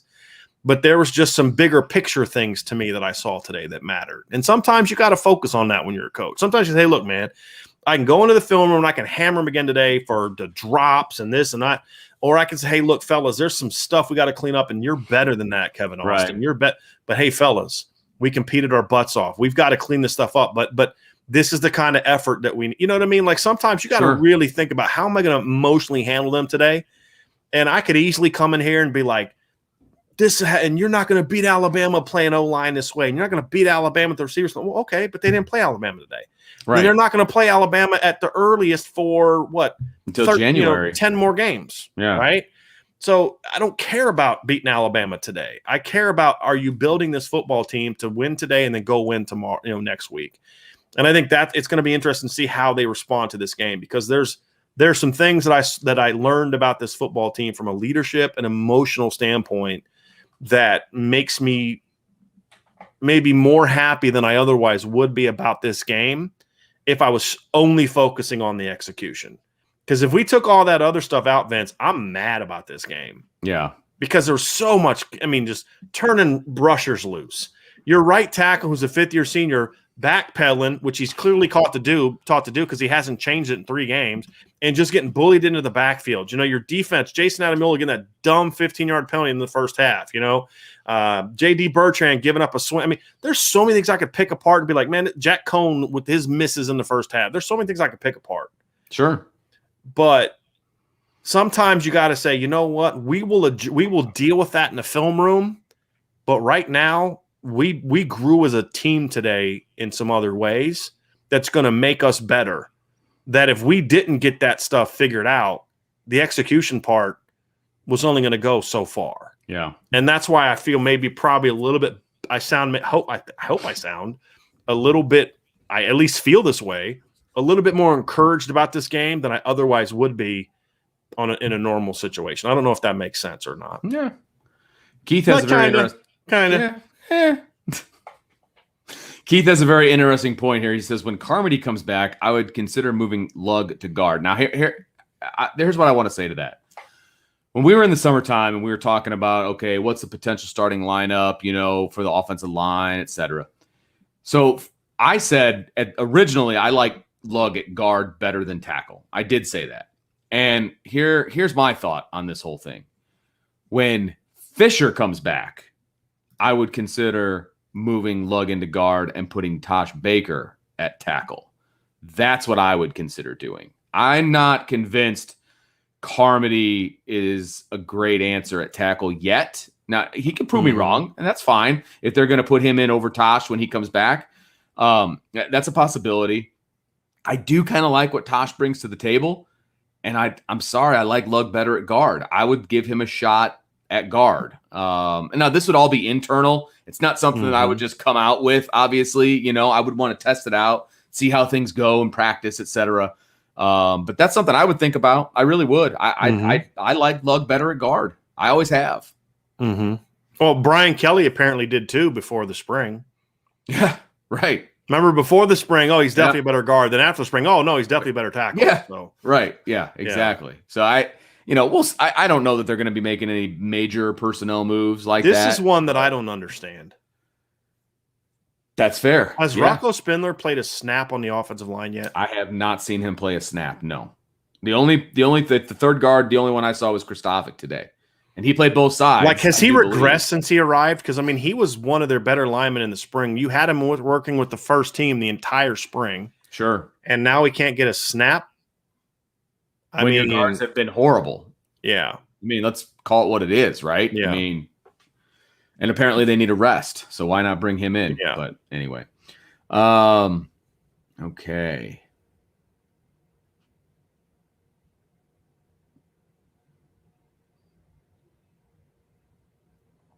Michael Burke, I'll throw this one up here. He says, watching the replay of Williams' 51-yard touchdown run, Baker's push block after the last real contact, great play, kept the feet moving. Even in pregame and practice film, the O-line was standing still. Yeah. And Mike says Tosh had a much better game than Lug. Yeah, and Tosh wasn't good. wasn't great by any stretch. But he definitely was better than Lug. But he's better than Lug, yeah. Yeah, and that disappointed me because I thought Lug was one of the two best linemen that they had last week. Right. And he regressed. But it's a technique thing, Vince. Yeah, here's a comment from Irishman 7114 that's down below, but it's on the same line. Lug and Baker got their butts handed to them quite a few times today, too. And that's the first thing for me when I look at the offensive line is, okay, the guards got better, but the tackles played worse. So that's why I say overall, I don't think the play was that much better. I just think the effort was better, and I'm good with that. I'm good with that. So, yeah. Jacob Staley says, I was worried BK was going to take the foot off the gas on the series. Kyron broke that TD run, and BK was absolutely going to run it 3 times. Just wanted to thank Kyron for saying no to that plan. You're not wrong, and I tend to agree with you on that. And I also, when it was that last drive where they did not get the first down, when Kyron went down on his own, right? I wanted to see them be a little bit more explosive on that drive. Because if you go down and put points on the board there, over. And not that it wasn't over because they were up 2 touchdowns, but it still got a little bit too interesting for me. I would have still liked them to be aggressive offensively there as opposed to just running it 3 times. I really would have. And I leaned over to my kid. I was like, they're going to run it 3 times here. But I really wish they would throw it, play action, something. Put the game away. It's that killer instinct that they got to learn to do. But they don't have it yet. They don't have it. But hey, they ran the ball and offensive line came off hard and Kyron, you're right. Put in the end zone. So, maybe it wasn't a killer instinct coaching wise, but I kind of like the idea of, I don't know. I'm going to somewhat disagree with you on that one, Vince, because I think in this situation, they need to establish ability to just say, hey, we're going to come out and we're going to smack you in the mouth and we're going to run it right down your throat, put in the end zone. I didn't think they were going to do it on one play. We're looking for them to get 5 yards on a run, much less 51. But look, I think sometimes you've got to set a tone, and it may not make the most sense from a play calling standpoint, but it's kind of like we've got to figure this thing out. And the fact that they did that, they rip off the big play. Maybe that's something that they can finally build on. So I understand where you're coming from, but I'm going to somewhat disagree because I just feel like in this instance, I just felt like they needed a tone-setting play. Now, if they would have just run it up the middle and gone 3 and out and punted the ball, I probably to come back in here and be like, man, that was some bull, you know what I mean? Right. But Look, it needed to work, right? And that's the risk you run. That was the most excited I got. Man, was watching that run. I mean, just the whole way that run went down, where he basically should have been tackled 3 or 4 different times. Like, it's fire. But they didn't touch him until he was like 3 yards downfield because of the push. And he even used the referee as a blocker at one point. Like that was bad. I think I actually, because the people in front of us had left, I think I actually got down low and I was doing the fist pump. Like I was total fanboy at that point because it was an awesome run, and that's the kind of stuff I get excited about. Right. We got a super sticker from Waddy. Thank you very much for that. By the way, I love that picture of the Golden Dome in the background. Oh, that is sweet with the clouds behind it and everything. Yeah, that is. But appreciate that super sticker very, very, very much. So what we got next, Vince? Mr. Nobody, I believe he's talking about George Karlaftis. He said he was disruptive, had some serious work pressuring, just didn't show up on the stat sheet. He's your typical hard work Purdue defensive end. He'll have a 10-year NFL career. I agree with Kerrigan, Anthony Spencer, like that. Yeah. Yep. Josh Phillips says Lugg struggled against Karlaftis when he was on the strong side. Left side, they double teamed him quite a bit, but occasionally Tosh was on an island and did okay for the most part. When Tosh's technique is fine, he's good, but like there was one play he got beat inside by the other lineman because he overset. That stuff's going to happen when you're a redshirt freshman. But what I liked about that play is Tosh gave up a pressure, but he never disengaged. Yeah. Right. That again, that's an effort thing. I'm not happy about it. I got to correct it, but at the same time, I'm like, okay, the effort's there. Now we got to. Virginia was losing to North Carolina. It was like 24-7 at one point. They just took a lead with like 3 seconds left in the first half, 28-24. Notre Dame's schedule just keeps taking shot after shot. Well, it's just man. Well, but this is one because it's like, okay, North Carolina and Virginia, they play both of them. I know, but it's like. Yeah, the big 5-game stretch. Yeah, it's like, Anyway, Mike Hoff says Tosh did well against Karlaftis. Lugg struggled big time on him, so just kind of a follow up. And then Jacob Staley, our defense was about to give up a touchdown with 2 minutes left. Just as Kyron said no, Hamilton said no. 2 captains who stepped up huge today. They did, and give credit to Jack Kaiser on that one too, because he was the one that was like inside making that ball go through. Kyle was where he was supposed to be because Kyle's playing over. They're bracketing the tight end there. Kyle's playing over top, and Jack's playing underneath, and they both did their job. And the result was an interception. It was great concentration by Kyle because that ball ricocheted. I mean, it took a quick ricochet, and Kyle made a great play on it. His reaction time on some of those tip balls is fantastic. Yeah. I will say because he came darn near close to having an interception last week, right? Yeah. And on the tip ball, right? Yeah. And God, he was so close to another one where he almost knocked it down when he started beating the ground in the second half. So close. He almost had a pick in the first half too. It was it the second series of the game? Oh gosh, I'm trying to remember which series it was, Vince. But there was a series. Oh, I'd have to go. I don't have my notes on me, but he was in the flats, and I thought he was going to step in front of that ball and take it back for 6. You know what I'm talking about? It was to your side of the field. They were going away from you. Yep. And I said to my son, I go, if he picks that off, I go, there's nothing in front of him. Like he's coasting into the end zone on that one. Yeah, because we had a perfect view of it. We got another super chat here, Vince. Yep. Thank you. Patrick Barnes says Brian Kelly just said if post-game press conference. Wow, I can't speak. Josh Lugg is playing his best football. What the hell? Definitely don't see that. Josh Lugg is definitely not playing his best football, and if he is, Notre Dame is in big trouble moving forward. So if he actually said those words that Lugg is playing his best football, then that's not good. That's not good. But thank you for the super chat, Patrick.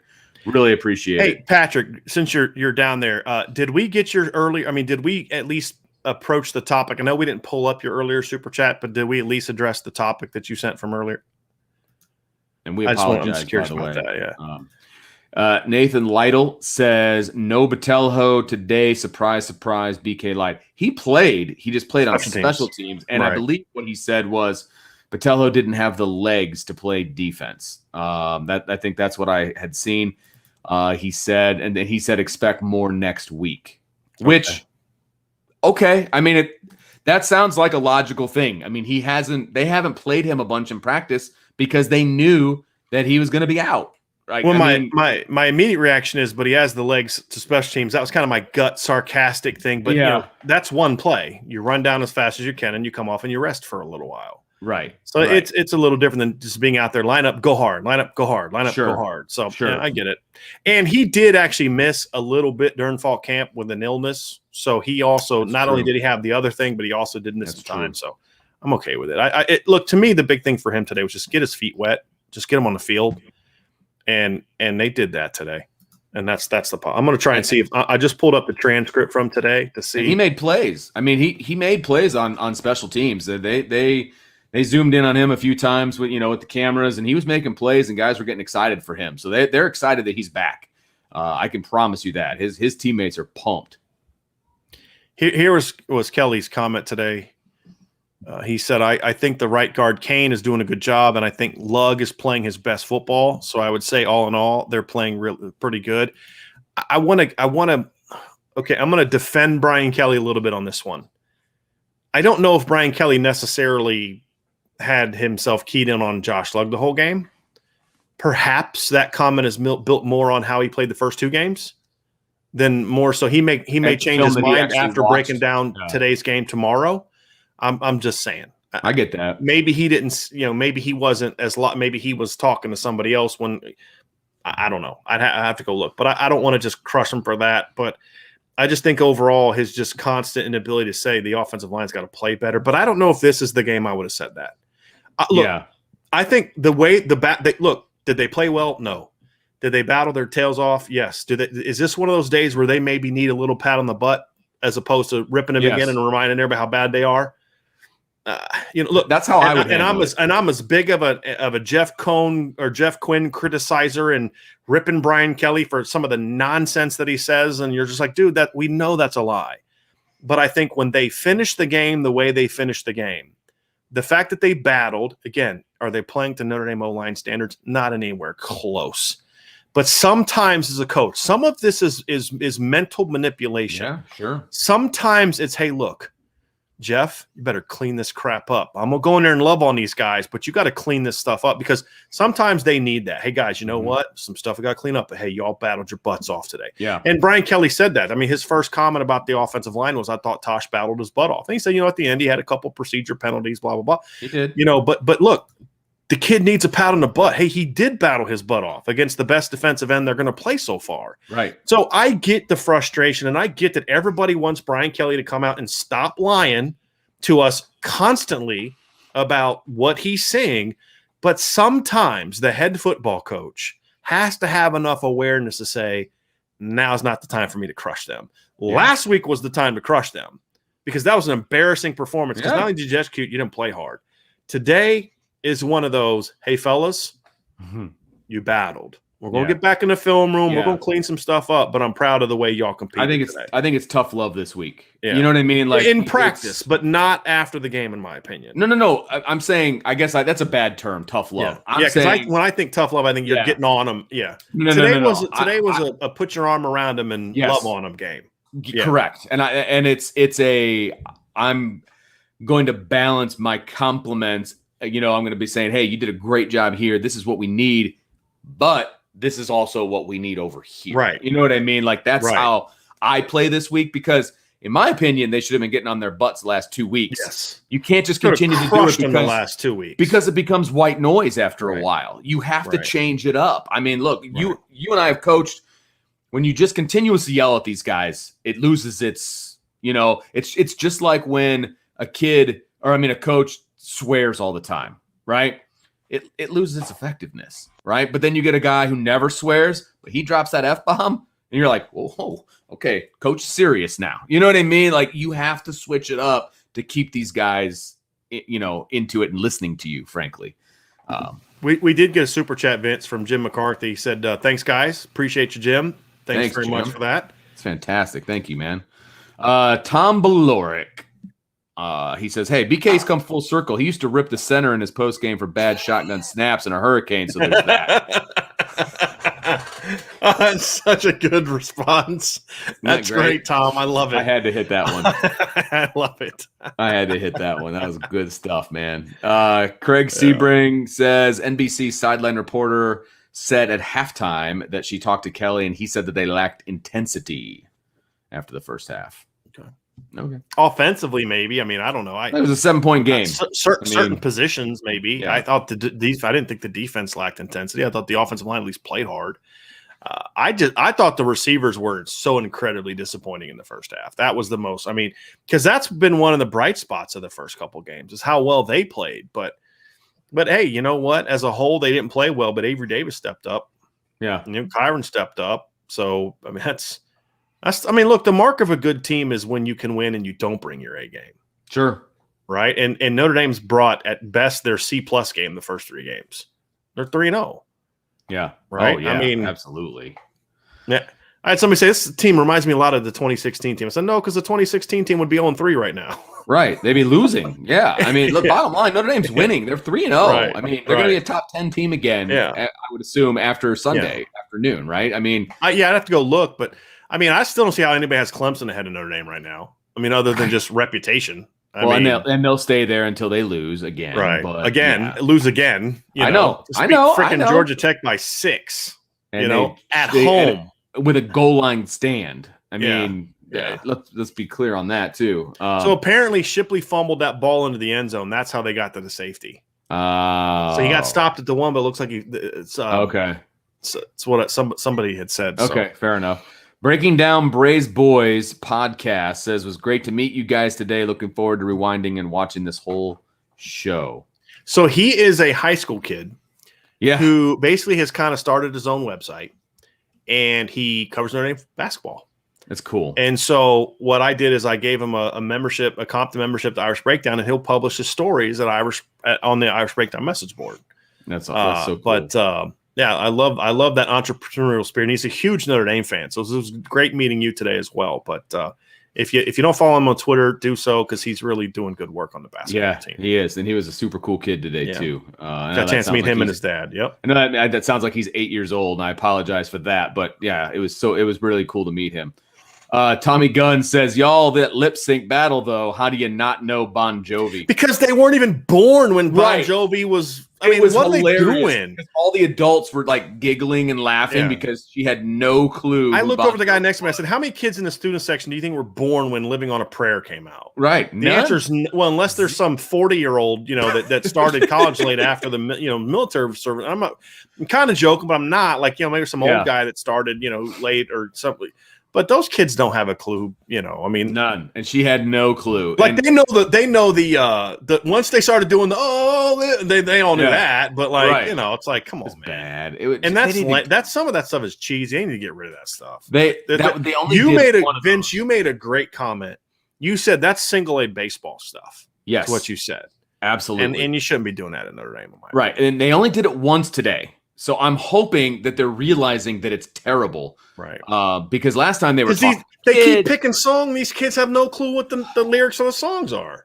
At least pick a song that these kids can sing, or give them a heads up. Like, hey, man, we're going to ask you about Living on a Prayer. So why don't you look it up on your iPhone before we do it? Well, and they played the same 2 songs that they played last week, didn't they? Didn't they play Living on a Prayer? I didn't pay attention to it last week. No, I don't have no clue. I thought you said shut up at first. Okay, that's what we're doing with Vince. What just happened? Oh, goodness gracious. Yeah. Yep. So where are you at on this, Vince? Terry Howie, BK going sockless at 60 is a bit too egocentric for me. I guess he wasn't wearing socks. I don't know. Are you sure you didn't have little footies, kind of like golf socks? I would imagine. Trying not to get those tan lines. I would imagine BK. First of all, were his pants too hot? I mean, no one could ever know if I was going sockless if I had pants on because I'm not, because your pants are the correct length. I mean, you're not high water. Never mind. I'm not going to get into this conversation. Well, okay. I don't want to start taking shots at young people. I'm a good tailor, Yeah. All right. lot of people think Breeze was good, which is great. Mm-hmm. Colton Simpson. Imagine if Cone didn't overthrow 2 open touchdowns and Lindsey didn't drop the one in the end zone. We could have scored 50. Exactly right. And I guess that's kind of the thing where I'm a little bit more encouraged today is because, like, do you really expect Kevin Austin to play that bad? Right. Every game? Do you expect Jack Cone to mix? Because he didn't miss him in the second half, right? He hit him in the second half. So, again, I feel like this team is close, and I hope that today would be that day, but it wasn't. But hopefully they're close to busting out points, man. I mean, they just got to put it all together at one time, you know? Yeah, absolutely. Paul says, IB rocks. Why doesn't ND Nation include you in their list of links? Inquiring minds want to know. I don't know what ND Nation is. You don't want to know, Vince. Okay, sorry. You don't want to know. I'm pleading ignorance on this one. I apologize. It's a pretty appropriate phrase for ND Nation. We can move on. Okay, fair enough. I didn't even know what it was. Sorry. Here we go. Jacob Staley says Breeze was referring to Purdue to we. He literally said we will take that all day long, referring to Purdue throwing short passes while our DBs were playing off. Look, again, it's his third game doing it, man. Like that's going to take a while for him to not say we. Well, no, I mean he's never going to have Purdue again, right, for the rest of the year. So he's not going to say we anymore. It's just a rookie mistake, guys. Yeah. It's a rookie. And it's hard to disassociate yourself from your alma mater. I mean, it is. Drew has always had a great appreciation for his alma mater. And he has. It's still not appropriate, but I'm not going to bust it for it. It's his third game call, you know. Exactly. Yeah, I don't have it. See, Sam. I think the reason people are frustrated by it, Vince, is because this has been going on so long with like, other guys. Whenever you watch BC and Notre Dame at home, it was like, it's like when you're listening to Flutie and. You know, like, it just. I felt like that every game, but you know. So I think that's kind of where it is. It's not just about Breeze. It's just more of a it's a kind of just sensitive to it. But I've talked to a couple people, and we had another comment down here. Folklore, they thought Breeze did I've seen a lot of people say that Breeze did a really good job. That's great. Look, the first time I watched the game back, I usually listen to a little bit of the commentary, and then I go back again. Like I try to watch it a few times, but I didn't have an issue with him in last week's game. So, Sam Guy 69 agrees with me. NBC overdid the whole Purdue drum thing. Of course, NBC is going to latch onto that and ride it till it bucks them. I am not surprised at that in any way. And I'm sure that they had like a replay of the drum guys fake hitting the drum at halftime. Ridiculous. Here we go. Coach Humph says, wasn't about the O-line, the running backs, and the running game approach. Finally understood this isn't last year's line. Don't dance and look to bounce outside. Pound it straight ahead for 3 quarters. Fourth quarter, boom. Yeah. They didn't bounce it as much this game. That's actually really good. Very decisive. I think he's been their best pure runner all season so far. Kyron started to get back to being that guy. I think Chris has looked more like what Kyron was last year. Just one cut and bam, hit that hole. Yeah. I think Kyron's constantly looking for that home run because he knows the line's not blocking well. I think it's a great observation by Coach Hump. Chad Williams says over under Mountain Dews for Brian today set at 2.5. That's got to be a hard over. Under at the tailgate under. Really? Now that we fast forward and I've been home and I've been working, it's definitely over. But at the tailgate, it's under. Yeah, I had one at the tailgate, but since I've been home, I had used to be full. It's not anymore. It's got melted ice. So, let's see. Lots of Breeze comments, and most of them are positive, so that's cool. Rob M. Hamilton has had his best year on defense, but worst on special teams. It was good to see him down that punt. That was beautifully executed, that one that they downed at the 1-yard line.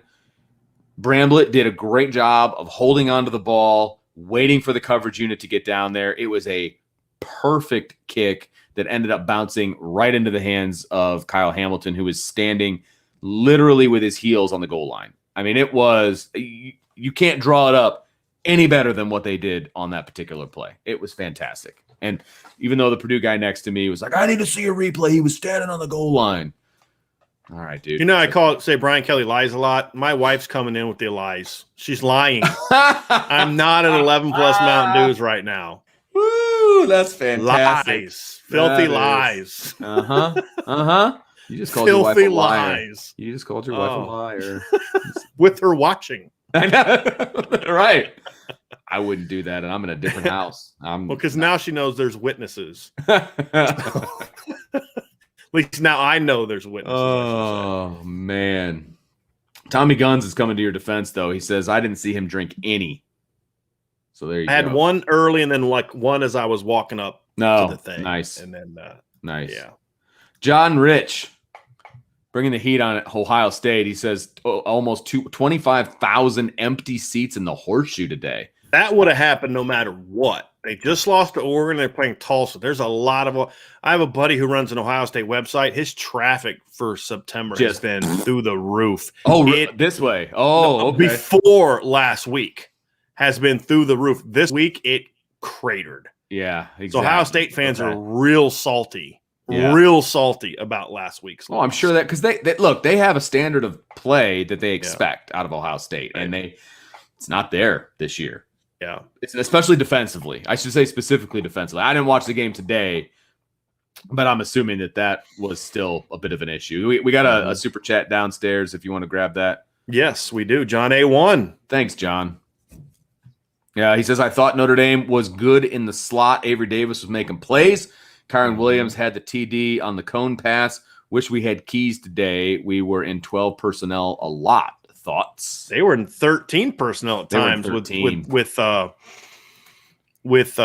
Alt in the game. Yeah, so, that's a really good point. That's a real it's interesting that they got Joe Alt involved. They obviously are very high on Joe Alt. I was, I don't know. I'm going to have to rewatch it and see what he did when he was in.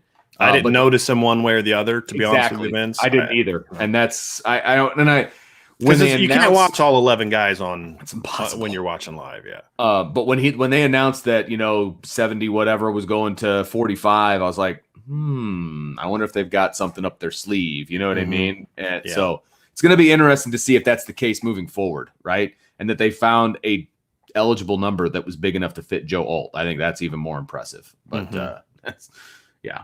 Here we go. There's an interesting one. Did Watts play at all today at linebacker? I do not believe so. I've got to go back and watch more of the game. I didn't see him. I saw him on special teams, but I'll tell you what, from what I saw, again, I didn't see all of it. I thought Jack Kaiser and Isaiah Pryor were really active today.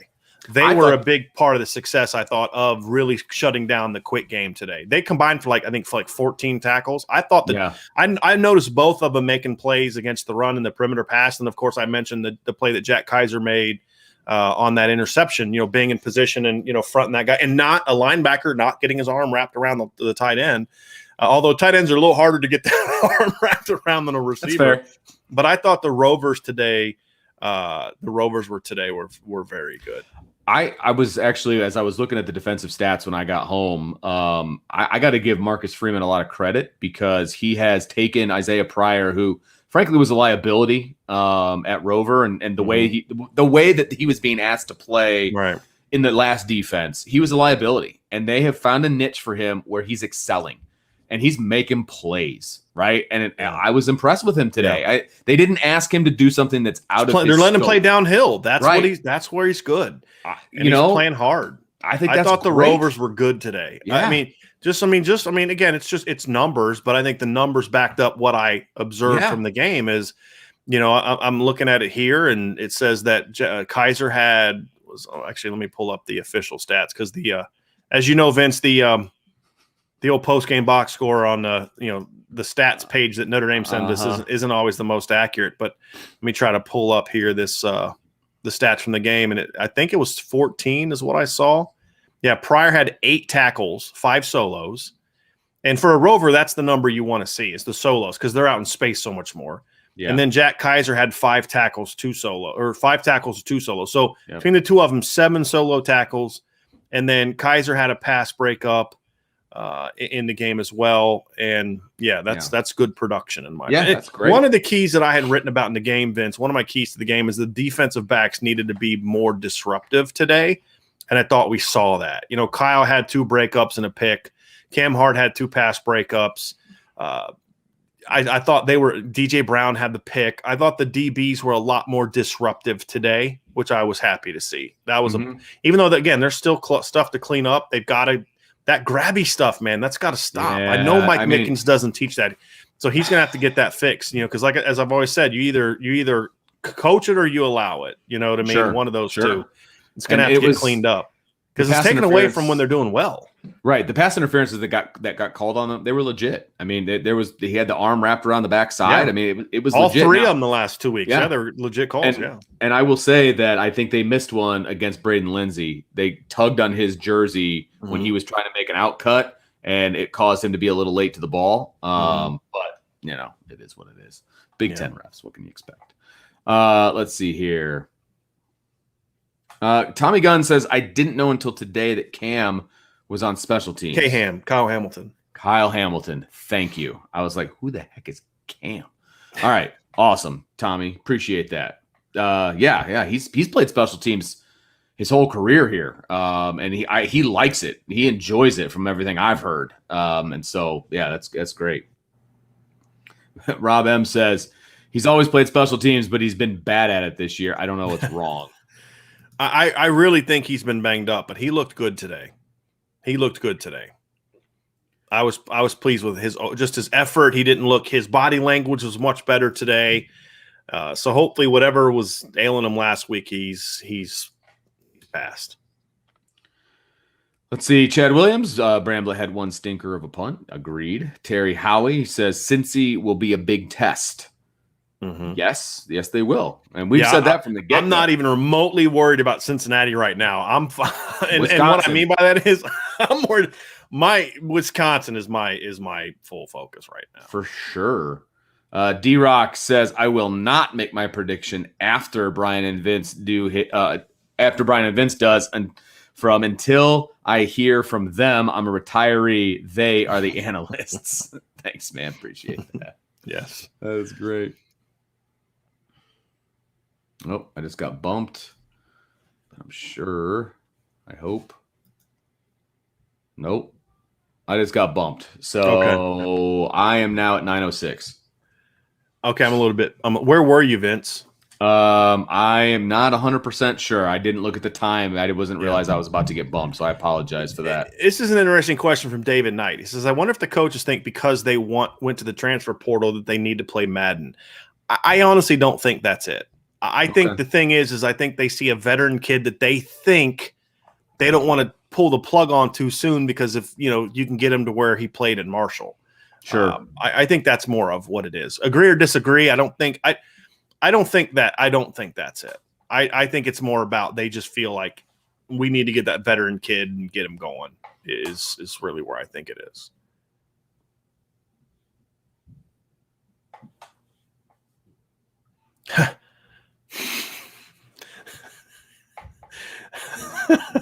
I mean, I'm not going to deny it. I had 4 because they're the easy ones to handle with your hands, and so I was. Sorry, Tommy. Bernie said mistake was made by the Notre Dame coaching staff. No way Indy should be looking into the sun in the 4th. We lost the coin flip. Okay.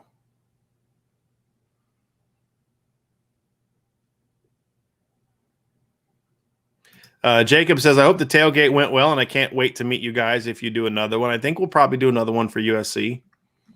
And I think that hopefully that'll be a little bit better turnout. But I think also just because it was such an earlier game. I think the two I don't like the 2:30 kickoff. Yeah, I didn't like it because the sun was in my face the whole game. But I like it for some reasons. I don't like it for others, right? I like the fact that we're going to get the show done at a decent hour. I'm being honest, right? But it still makes for a really long day. I mean, it just does.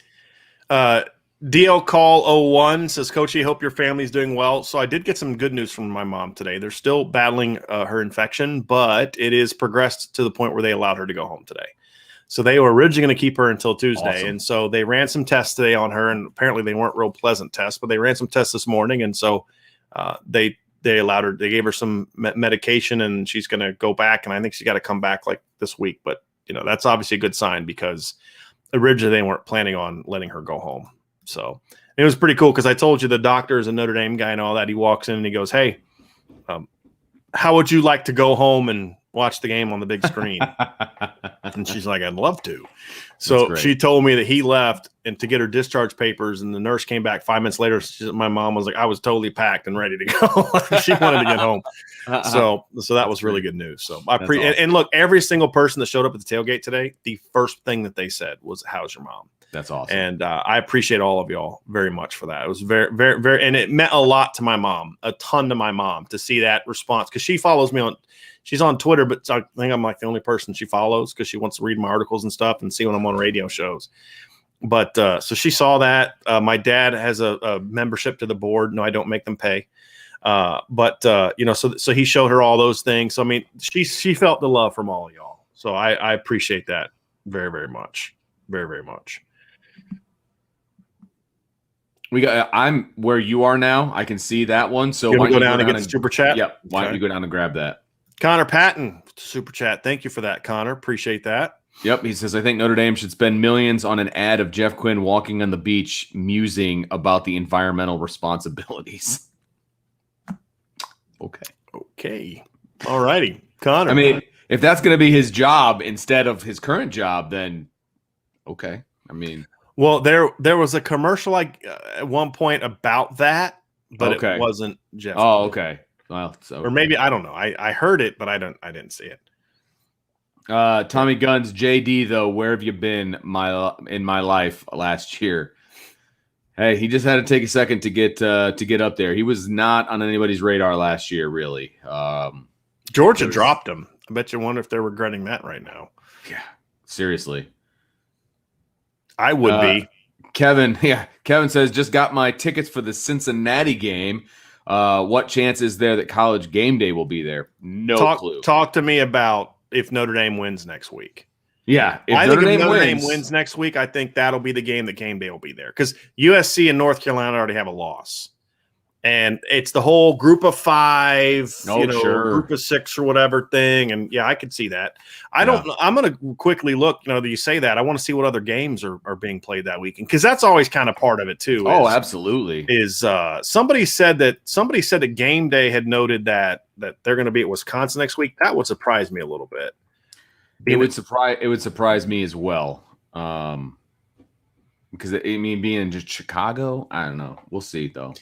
They usually announce that pretty quickly. Yeah. So a couple guys have asked about Cam Hart. I just want to read Brian Kelly's quote about Cam Hart after the game. He said, yeah, he landed on his hip, so likely being examined for a hip pointer would be my rookie kind of medical observation here. That is not me taking a shot at Brian Kelly. That's me. That's what he said. I don't want to, because he said rookie. I don't want people to think that I said that about. No, that's what he said. Those are literally his words. Yeah. That's basically him saying, like, we don't know. Right? That's And he doesn't know. I mean, he's being honest. He doesn't know because they haven't done the test yet. So John said that Fox is going to be there. Right. Like if the Fox kickoff show is going to be there, that would make a lot more sense since the game's going to be on Fox. That would make a lot more sense. The Fox kickoff show is going to be, 100%. Yeah. They've been talking about that for weeks. Right. For weeks. And that's the only pregame I watch anyway. So right. And I won't be watching it because I'll be driving. So let's see. You're gonna help me out with this name. Yep. I just said DL Call. I don't know if that's how it is. DL Call 01. He says guards are the worst part of the line. Rocco is someone who was talked about a lot during camp. Why have we not seen him get a chance? We don't know. Yeah. Something. There's a reason, but we don't know what it is. Right. Because I believe that it's every man for himself, and he should be getting a shot at this point. I agree. Bernie says all these coaches need a bye week before they play the Irish, and these clowns have the audacity to drop ND in their poll. Well, I mean, Notre Dame deserved to drop in the poll after They did. the first two games. You struggled with Toledo, they you deserve to drop. I mean, I didn't really have an issue Which with came after you struggled with Florida State. So yeah. I'm looking at the games next week, Vince, or that weekend that Notre Dame plays Cincinnati. You've got Ole Miss at Alabama, Arkansas at Georgia, Oregon at Stanford, BC at Clemson. Going to go out on a limb and say they're not going to be in Piscataway for Ohio State and Rutgers. At least they won't go to New York City because they went to New York City last time for a Rutgers game, right? Did they really? Yeah. Indiana at Penn State. Arizona State at UCLA. Michigan at Wisconsin, maybe. And then Auburn at LSU. I don't think that'll be it. So, yeah. And then you have Notre Dame at Cincinnati. So, if Notre Dame wins this weekend against Wisconsin, I would imagine that would be the biggest. There's at least a good chance that it's going to be there. Now, do they generally? I'm probably going down a rabbit hole here, but do they generally do neutral site games like that though? Because they don't have the crowd and it won't be a neutral site game. And the Cincinnati game is what I'm talking about. Oh, duh! That's the weekend of Cincinnati. I was thinking Wisconsin. Yeah. All right. I think it depends on the city. I mean, would they like to do one in Chicago? Yeah, because they don't get to do that in Chicago very often. Right. So yeah, I mean, maybe. I mean, NFL maybe. I don't know if they do it often, to be honest with you, because I don't watch game day. I haven't watched it in a couple of years. All right, here we go. Oh, Searcher Green doesn't think we talked about J.D. Bertrand enough. He says, not enough Bertrand talk. Go. Okay. He's really good. Played well. He didn't have a monster game today. Played well. But here's the thing about J.D. Bertrand. I will say this in response to his question is I didn't think J.D. played great today. He was solid. That 3rd and 1 stop in space was a really big play. It was. But he still led the defense on tackles. The missed tackle was a huge missed play. Yeah. You know what I mean? But he made up for it, right? No, he did. That was early in the game and he bounced back, but he still had 12 tackles. I mean, you're playing well when you can be like, he was solid. He wasn't as good as he was last week, and you finish with 12 tackles. Sure. I mean, to me, I guess that's the thing I look at and I say, that's the thing to make. Now, again, what was different this week is he had 5 solos and 7 assists, which means he wasn't quite had a tackle for loss. He wasn't quite getting to the ball maybe as the first man like he was last week. But look, he's still around the football, man. He has, I believe, I'm going to look up the numbers here, Vince, but I think he has already surpassed the combination of Maris and Shane Simon from last year. I'm not joking. A tote board. No, it's like a tote board. Yeah, I'm not joking.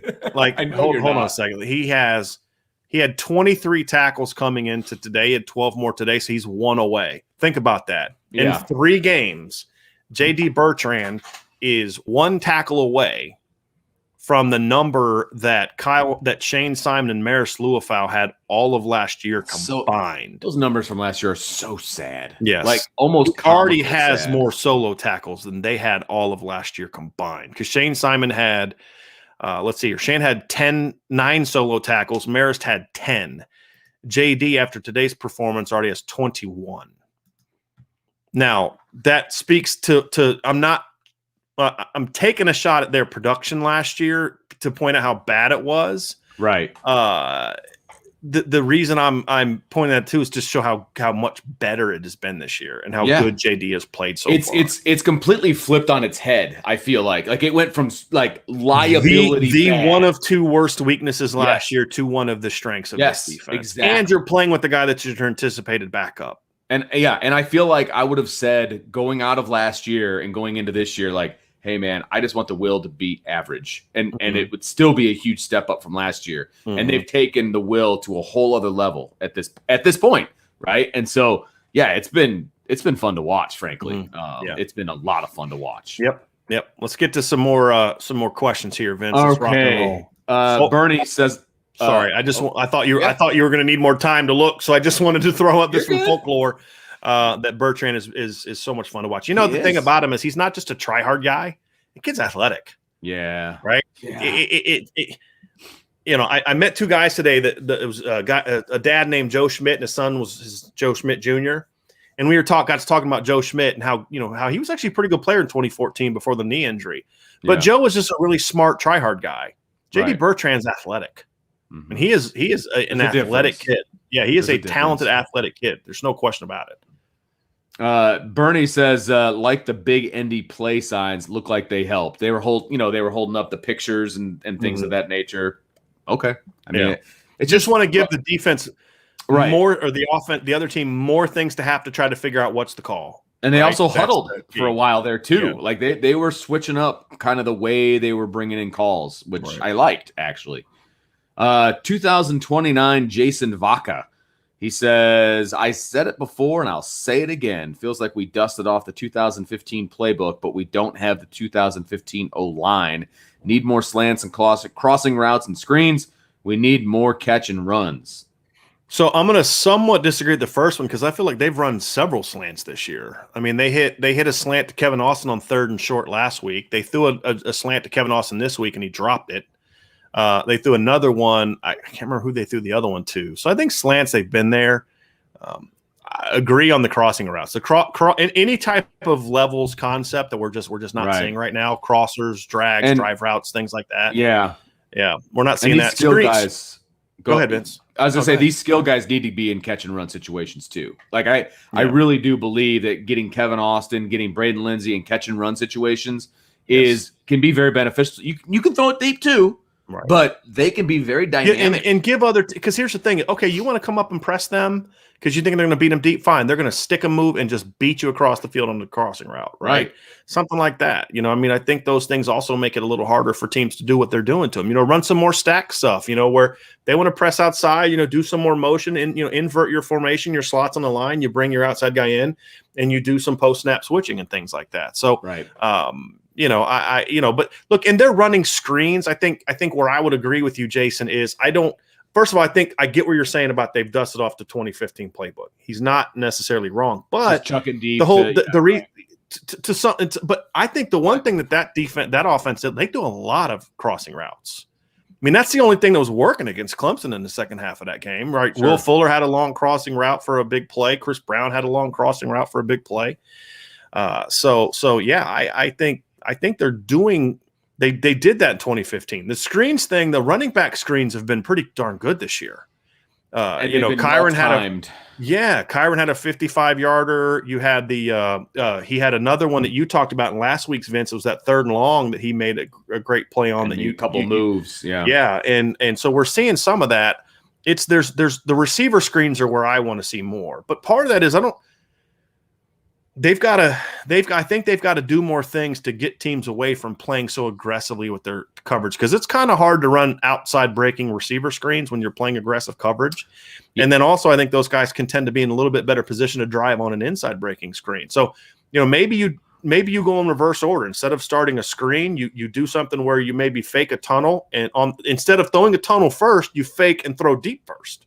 Yeah, something like that. Well, and they did try to throw a screen to Kevin Austin when Buckner was in. It was just a bad throw. I mean, he put too much mustard on it. No one in the stands thought that was on Tyler Buckner, though. They were mad at Kevin Austin because it hit him in the hands. But it's like, what you understand is he's running a bubble screen and you threw it in front of him. Right. I'm of the belief that anytime a ball hits you in the hand, you need to catch it. I'm not. But that was a bad ball. I don't disagree with you, and he just put too much on it. That's not, and it was too far out in front of him too. Right, that's not the way that pass needs to go. You got to put a bubble screen right here on a guy. That's where it's got to be. Absolutely, that's a hard play to make. Oh, absolutely. Let's see. Richard has an interesting take here. It says the Buckner injury might help Cohen to relax. Dude has professional aspirations, and constantly looking over your shoulder while playing QB at Notre Dame is pressure packed enough. Interesting. Don't disagree. I think he can handle it though. But I don't disagree with it either. I get that. Kenny Moore doesn't think we're going to beat Wisconsin. Doesn't think Notre Dame is going to beat Wisconsin. Says very good chance. All right, Drew. If we beat Wisconsin. Yeah, I know, right? Because he says we right here. Right. And it was in my head. Oh, blame Kenny for it. Okay. All right. Blaming Kenny. Right. Sorry, Kenny. Throwing you right under the bus, buddy. Mm-hmm. Michael Berg says O-line needs to go. Chop block call was garbage. D-line needs to play 4 across the front all the time. I guess I just don't agree with that, and the thing that I'd push back on is I don't mind Isaiah Foskey playing off the ball. I just don't like Isaiah Foskey playing off the ball and not crashing hard from wherever he's lined up. That's my thing. I like the notion of, as an offensive guy, I wouldn't love the idea of all of a sudden Isaiah Foskey's right in my friggin' face and I know he's coming right at me. You know what I mean? Like, I think there's things you can do there. I just don't like the fact that they're doing it and then he's not coming. Yeah, that would be my pushback. But, sure. Yeah. I didn't see that. I didn't get a chance to see the chop block because I didn't see it on the replay. Yeah, I didn't see it either. Anyway, but David Knight says, Brian and Vincenzo, we have heard about JD Bertrand for quite some time. How many other players are waiting in the wings that come out swinging? Are they only as good for practice bodies? That's Mrs. K, by the way. He's talking about the beautiful lady in his photo. He's got a new avatar. That's awesome. Yeah, there you go. Nice. Love it. Love it. You know, I think there's always guys like that. I think that they've got some running backs that if given the opportunity would make plays. Now, I'm not saying they should give them the opportunity because your running backs are playing very well. Really good. I'm just saying should an injury happen or something like that, or then I think Logan Diggs could break out. I think Diggs could have some big games if you needed him to. I think up front, I think if you were forced to play Aiden Keanaaina, he'd be a real good part of what you do. If you were forced to play Gabriel Rubio, I think he could be a guy that could help you early on. It's just right now those guys are buried behind really good football players. Yeah, and that's what you want. I think there's some program. Right. And I think there's some corners, that I think could, maybe get a shot. Like see Ryan Barnes get a shot. I've heard some really good things about him. Long and athletic, man. Yeah. He's a specimen. Kelly lost it on Ramon Henderson today.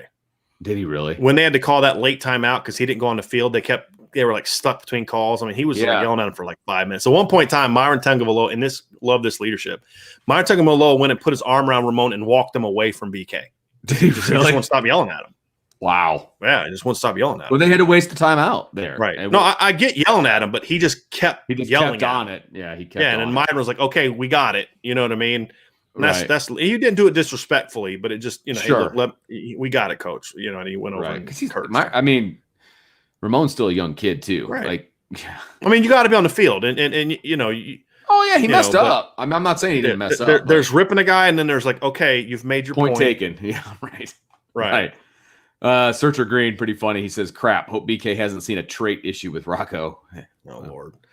It's funny, but it's like, yeah, probably. But I gotta imagine that Rocco's not happy because he spent the whole spring working with the first team offense. Yeah, it's just weird. And now he hasn't played a snap of offensive football. At least as far as I can tell, he hasn't played a snap of offensive football. A few comments here. I'm just going to roll through. D-Rock says big plays for TDs today for Notre Dame, and of course that was something that we weren't. I like to see is that there were the big plays and they can't, like one of them was we've seen the big plays like on just go routes, but we saw another one today. But it was nice to see a big play on a play where it wasn't like a well-designed play per se. It was just an effort and guys executing and a guy going out and making a great play. Yeah, absolutely. Interesting here. Richard Holt says, can BK consistently motivate today's NIL athlete? I think that remains to be seen. I mean, I don't know. Number one, I don't think BK is a great motivator in the first place. And I don't think, regardless of the fact we're talking NIL or whatever, I have never listened to any of his speeches and gotten fired up. And some coaches, they don't do that. I mean, I think not good at it. And I think the motivation has to be more of what you're doing during the week and the expectations and things like that. But and I'm not saying that's a knock on Brian Kelly. There's some guys that are really motivating and they're not good coaches. I still feel motivation comes more from the assistants and the coordinators than it does the head coach. Fair enough. I don't care if head coach is a motivator. Have a great plan, hire good people, and those guys have only as good as the people around. If the defense doesn't play motivate, I'm like, freaking Kelly. Man, he can't motivate the defense. No, that's Marcus Freeman's job. If the offense isn't motivated, I'm like, come on, Kelly. Why isn't the offense? No, that's Tom Reese's job and his coach's job. I mean, and it's Kelly's job to motivate the coaches to motivate the play. Exactly. In the correct. Now, that doesn't mean a coach can't be a great motivator. I mean, if you're Lou Holtz, but that's who Lou Holtz was. Correct. And that's what made him special. A lot of coaches aren't that way. The motivation comes from how the manner in which you put forth your team and how you prepare them and those kind of things, I think, is where that comes from. Not everybody can be Lou Holtz or Ted Lasso. That's all I can say. I've never seen that show. Dude, I was laughing pretty hard last night watching the episode. Anyway, D-Rock says, play harder versus developmental execution. You have to have one before you can have the other. and they've taken that step on the left side there on the play harder. Now they have to take the next step, right? I mean, that's kind of what we were talking about before. Yeah. And it can't be a I know what he's trying to say, but it can't be a versus. It has to be a and. Yeah, play exactly. harder. And, it can't be one or the other. Because one or the other, and you're not going to be great. But his point is the play harder has to come first. Yeah, absolutely. It's chicken and the egg. And in this case, the chicken comes first. So, Coleman Smith, sorry I haven't chatted much during the season. We're 3-0, but their play has been disappointing. Keep up the great work, guys. Sure. Learned a lot over the last year watching the podcast. I mean, I think that's fair. I think that's fair. It has been disappointing. I mean, I'm not going to sit there and try to pump sunshine up your what. They haven't played to their potential through 3 games, but they're still 3-0, right? So I'm not happy that they're not playing to their potential, but I'm happy they're 3-0, right? Yeah, and no they doubt. still get another week to get better and correct some of those mistakes without having an L on their docket. Correct. Yeah. Bills Campbell agrees with me, and I believe you as well. It says, yes, they should have been more aggressive on that last drive. He agrees with you. Great. He agrees with you, Vince. Oh, that's right. You didn't agree with me. Right. No, I didn't. But Bill's so salty about it. Everybody says they want us to disagree more. I know, right? We do. We do disagree. And then you get all in your feelings whenever no, I'm just kidding. I'm so emotional. I know. It's okay. I'm not mad at you. Emotional. Yeah. I'll pull this one up while Thank you. Caleb Boyle says, not only did Myron save him, everyone on the defense was tapping Ramon's helmet. Because I mean, you could tell that the way that the players were acting, you could tell that Kelly was saying some ferocious stuff to him. Like, it wasn't just, you almost cost us and we had to blow a timeout. It was, it didn't look good. It didn't look good. Curtis Hewitt said, oh, never mind. I don't know what just happened. I didn't click that. Okay. Fair enough. Curtis Hewitt says, let's not forget this was an in-state rivalry game. Purdue had this game circled for a while now. We get everyone's best effort game when we play Wisconsin, Cincinnati, etc. Notre Dame will come with the same intensity. Yeah, I don't care if Purdue can circle it all they want. You still need to play better, right? They were not a good team, guys. Just to like Toledo can say. I mean, they're solid. I think they'll be a bowl team this year, Purdue, but Purdue had that. I mean, Toledo had that game circled. I don't care if that team has that game circled. They should have that game circled. Right. I get That's it. always been the case. You still got to play better. We do have a super chat here. Nice. Thanks, Mike. Michael Burke with the super chat. And then Michael also followed up, said, I turned off ESPN Game Day to listen to your mailbag. So glad to find a worthwhile segment. Thanks, man. Appreciate that. Ever since Tom Rinaldi left, it's not worth watching. Just saying. It was only worth watching during his segments the last couple of years. Yeah, absolutely. Caleb Boyles, says it is relieving to say DJ Brown get more snaps instead of Griffith. Brown plays with an edge.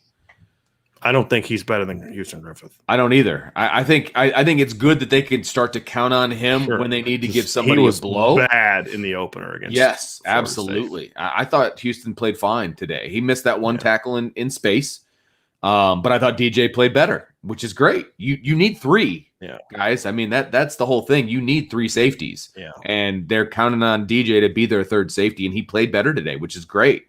So it's a good thing. Those are all good things. Yeah. Where are you at, Vince? Are you getting kind of close to the like 9:20? Okay. Let's roll through here because we got to get going. Vince has got to go be with his kids, and I got to publish a few articles. But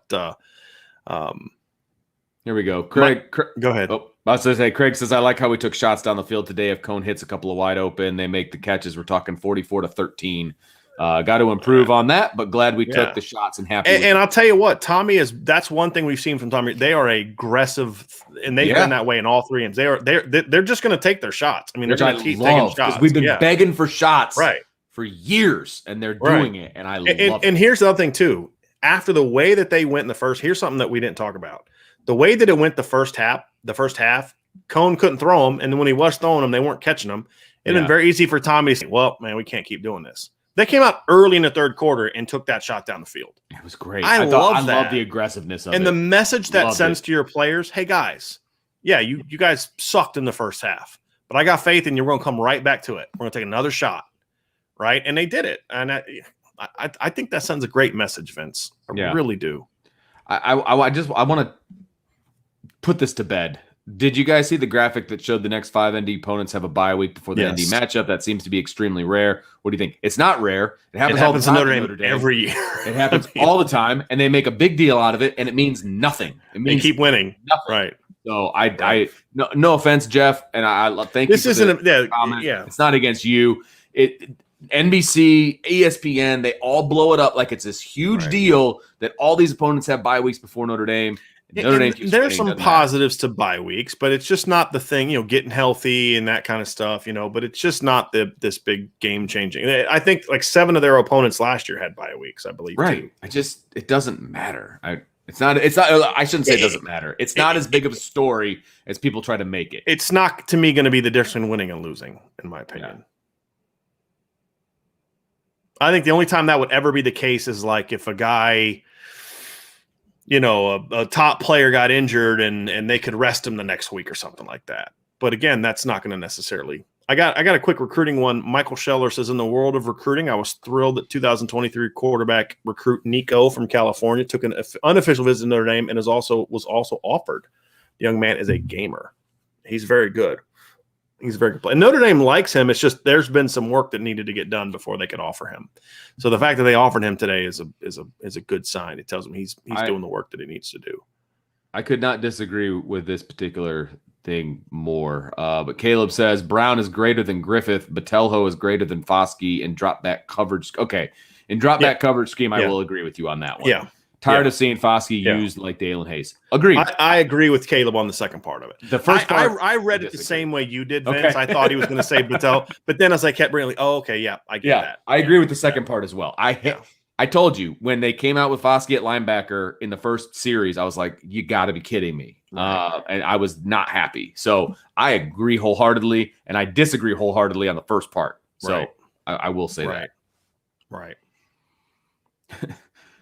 Yeah, USC won big, and to you made a good point, Vince. It doesn't need to be Brown versus Griffith. They need both of them. They need all 3 safeties, guys. Yeah. That's the thing. You need 3 safeties. So if you want to be successful, right.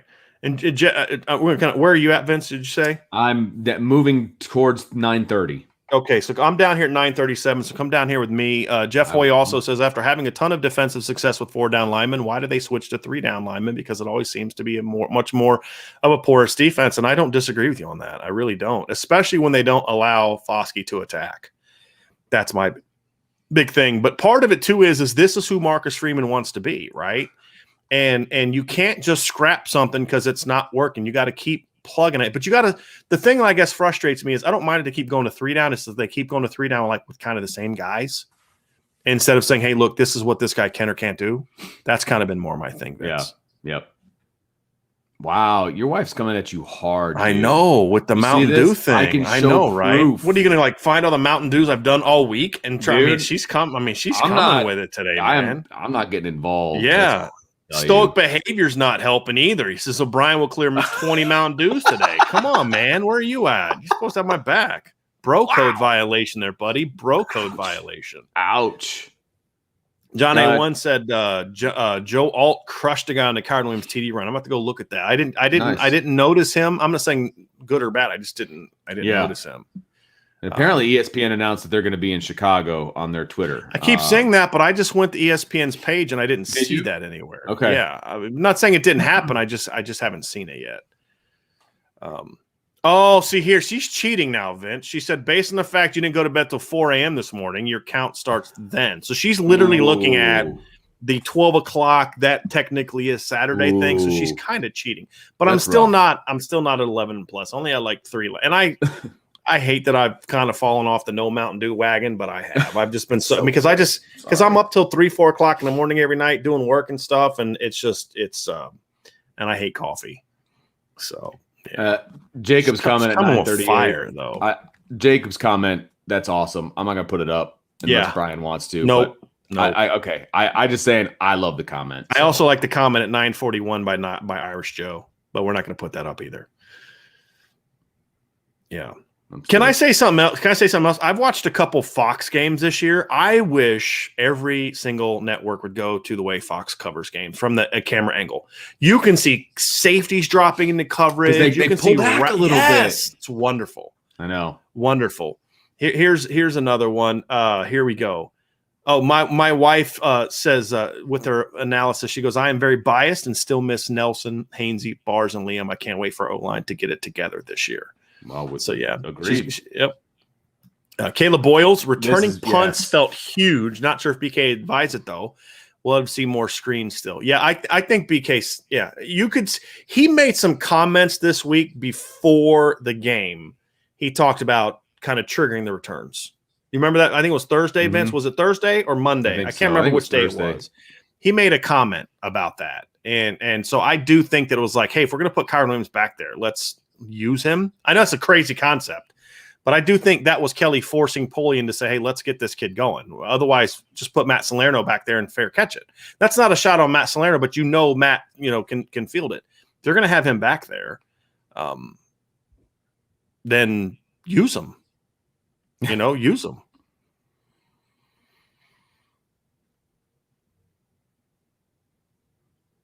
Where are you at now, Vince? Here we go. I got one for you. He goes, "Do you, Irishman 7114? Do you think the passing struggles in the first half were Cone and the receivers or the O-line?" Yes. To my untrained eyes, it looks like Cone is a little shell shocked because he thinks he's going to get hit at any minute.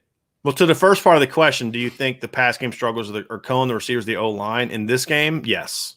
It's all of the above. Yeah, and I do think there's some, and this is the thing that I thought made his second half so good, Vince, because I won't use the word shell shock because I don't think that's it. I've played quarterback and I've been his shoes where you have a bad O-line. It's more of a, okay, I'm an idiot if I just keep thinking I'm going to have 5 seconds and then I'm keeping sacked, right? Like it's more of a like, okay, I'm expecting the pressure. I got to get the ball out quick, or I got to move, or I got to anticipate, and I think it has affected him. It affected him against Toledo up until the final drive.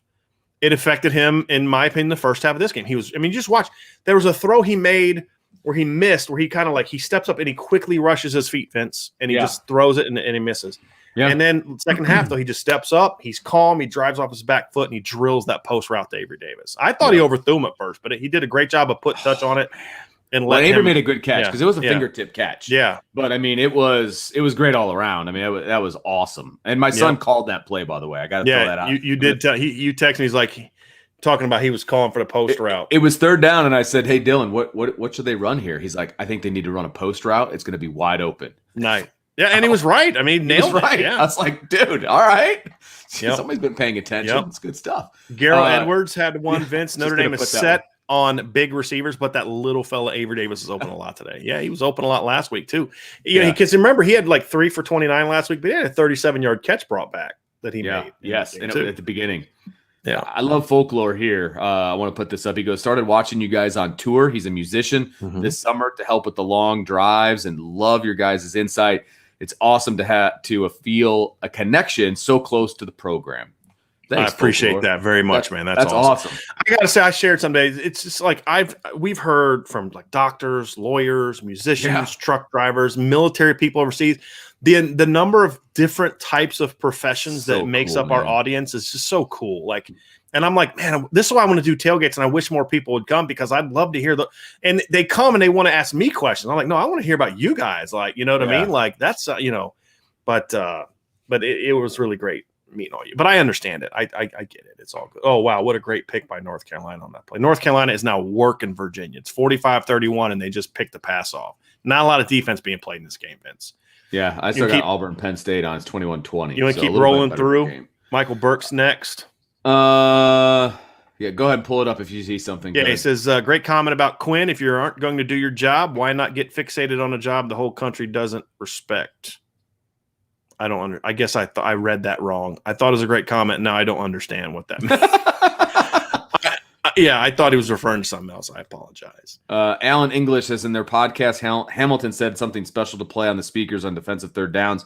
I haven't heard it on the TV broadcast. What do they do? I think it's the one where the little girl says, "Are you scared?" Yeah. And then they do the music. No, not really. It doesn't do anything for me personally. I don't know if that was something that the players requested or whatever, but yeah. And they don't do it on every third down. It's just like the first one of the game. Very random. And I don't know. Benjamin Carchi said, why are the cornerbacks not playing more press coverage today? I think for me, it was because they wanted to allow the rovers and linebackers to play more downhill and then protect against the deep ball, protect against some of the perimeter stuff on the outside, and then allow your rovers and your safeties to play more of that downhill stuff, I think is what it was. And it worked. I mean, those guys were blowing up those screens and the corners were taking away the deep stuff, as opposed to having the safeties protect deep, Vince, and then trying to have the corners beat blocks in the line of scrimmage. You're letting the safeties and rovers kind of come from depth. I think it was a good game plan. I really do. It's a good observation that he noticed that you noticed that the corners were playing more press.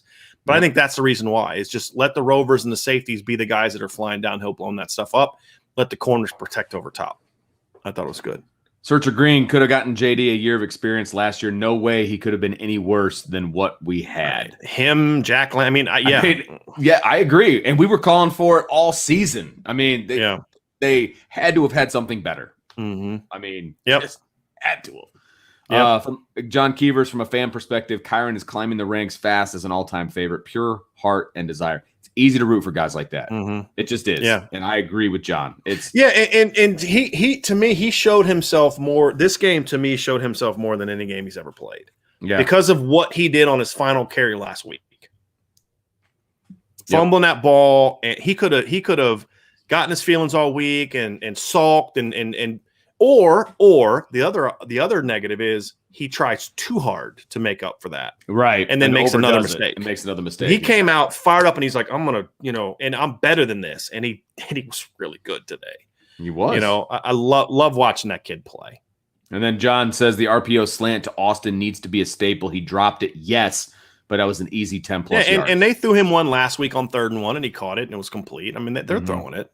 And if he catches that ball, he might get out of that tackle and he might still be running. Like, he had a really rough day today. He really did. And it happens. I mean, look, every time I saw him in practice, he was balling out. Yeah. So, I mean, he's got all the talent in the world. He just had a bad game. He was pretty darn good in the first 2 games, too. I mean, just like you said, Vince, he had a bad game. He's had a bad game. Yeah, I'm going to roll through these, Vince, and let you kind of answer these because we got to get rolling. We got a lot of stuff to do. Indy Man says, thanks, IB. You guys are awesome. Really appreciate y'all. Look forward to listening to your podcast on YouTube with other Notre Dame fans. Go Irish. Appreciate that very much. Caleb Collins says, way behind, but I think Kyle Hamilton's comp is Sean Taylor.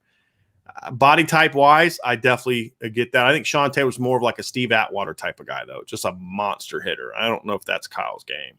I don't know if there is a comp for Kyle. I can't think of a guy that has all his unique skills into one. He really is unique. John Keever says it seems like the defense we play has 8 people dedicated to the run fit. Identify who's in the fit and triggers on run action and hit a bang behind. I think, John, to your point, that's where I think more of that crossing stuff, more of the maybe some of the tunnel screen, some of the stuff that you're seeing that works in today's game are,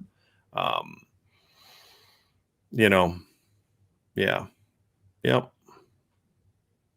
So Michael Burke is not happy with me, Vince. He says, Brian, I have an issue. You saved Buckner on missed passed off hands, but blame Cone for the pass off the hands. So so he's saying that you gave a. He's saying that you're saying that it wasn't Buckner's fault. No, I said it was his fault. Okay. Yeah, I said you got to put that ball here. And I said the lady in the stands yelling at Kevin Austin. I was like, no, that's a bad ball. Right. Agreed. I said, however, as a receivers coach, I don't give a crap if the quarterback threw a bad ball. If it hits you in the hands, you got to catch it. That's just always been my mantra. Sure. That was a bad ball. And when you're going this way thinking the ball is going to come here, and all of a sudden he leads you forward and you got to try to reach out for that, that's a tough catch to make. Absolutely. But at the same time, I'm like I said about Joe Wilkins got to lay off for that ball. Right. He's got to lay off for that ball. That's still a bad throw by Jack Cone. Just like Kevin Austin needs to make that catch. Still a bad throw by Tyler Buckner. So you misheard me on that one.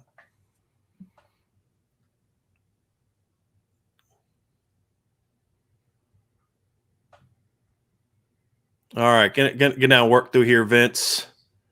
A couple other comments here. Trevor Rocket, if you want to go ahead and read that one. Yep. The boys left at least 17 points on the field today, but a win is a win. Some crazy games in college football games this Saturday. The boys got to be more consistent and come out firing next week. They do. They're going to have to play a better game next week if they want to beat Wisconsin. Period. End of discussion.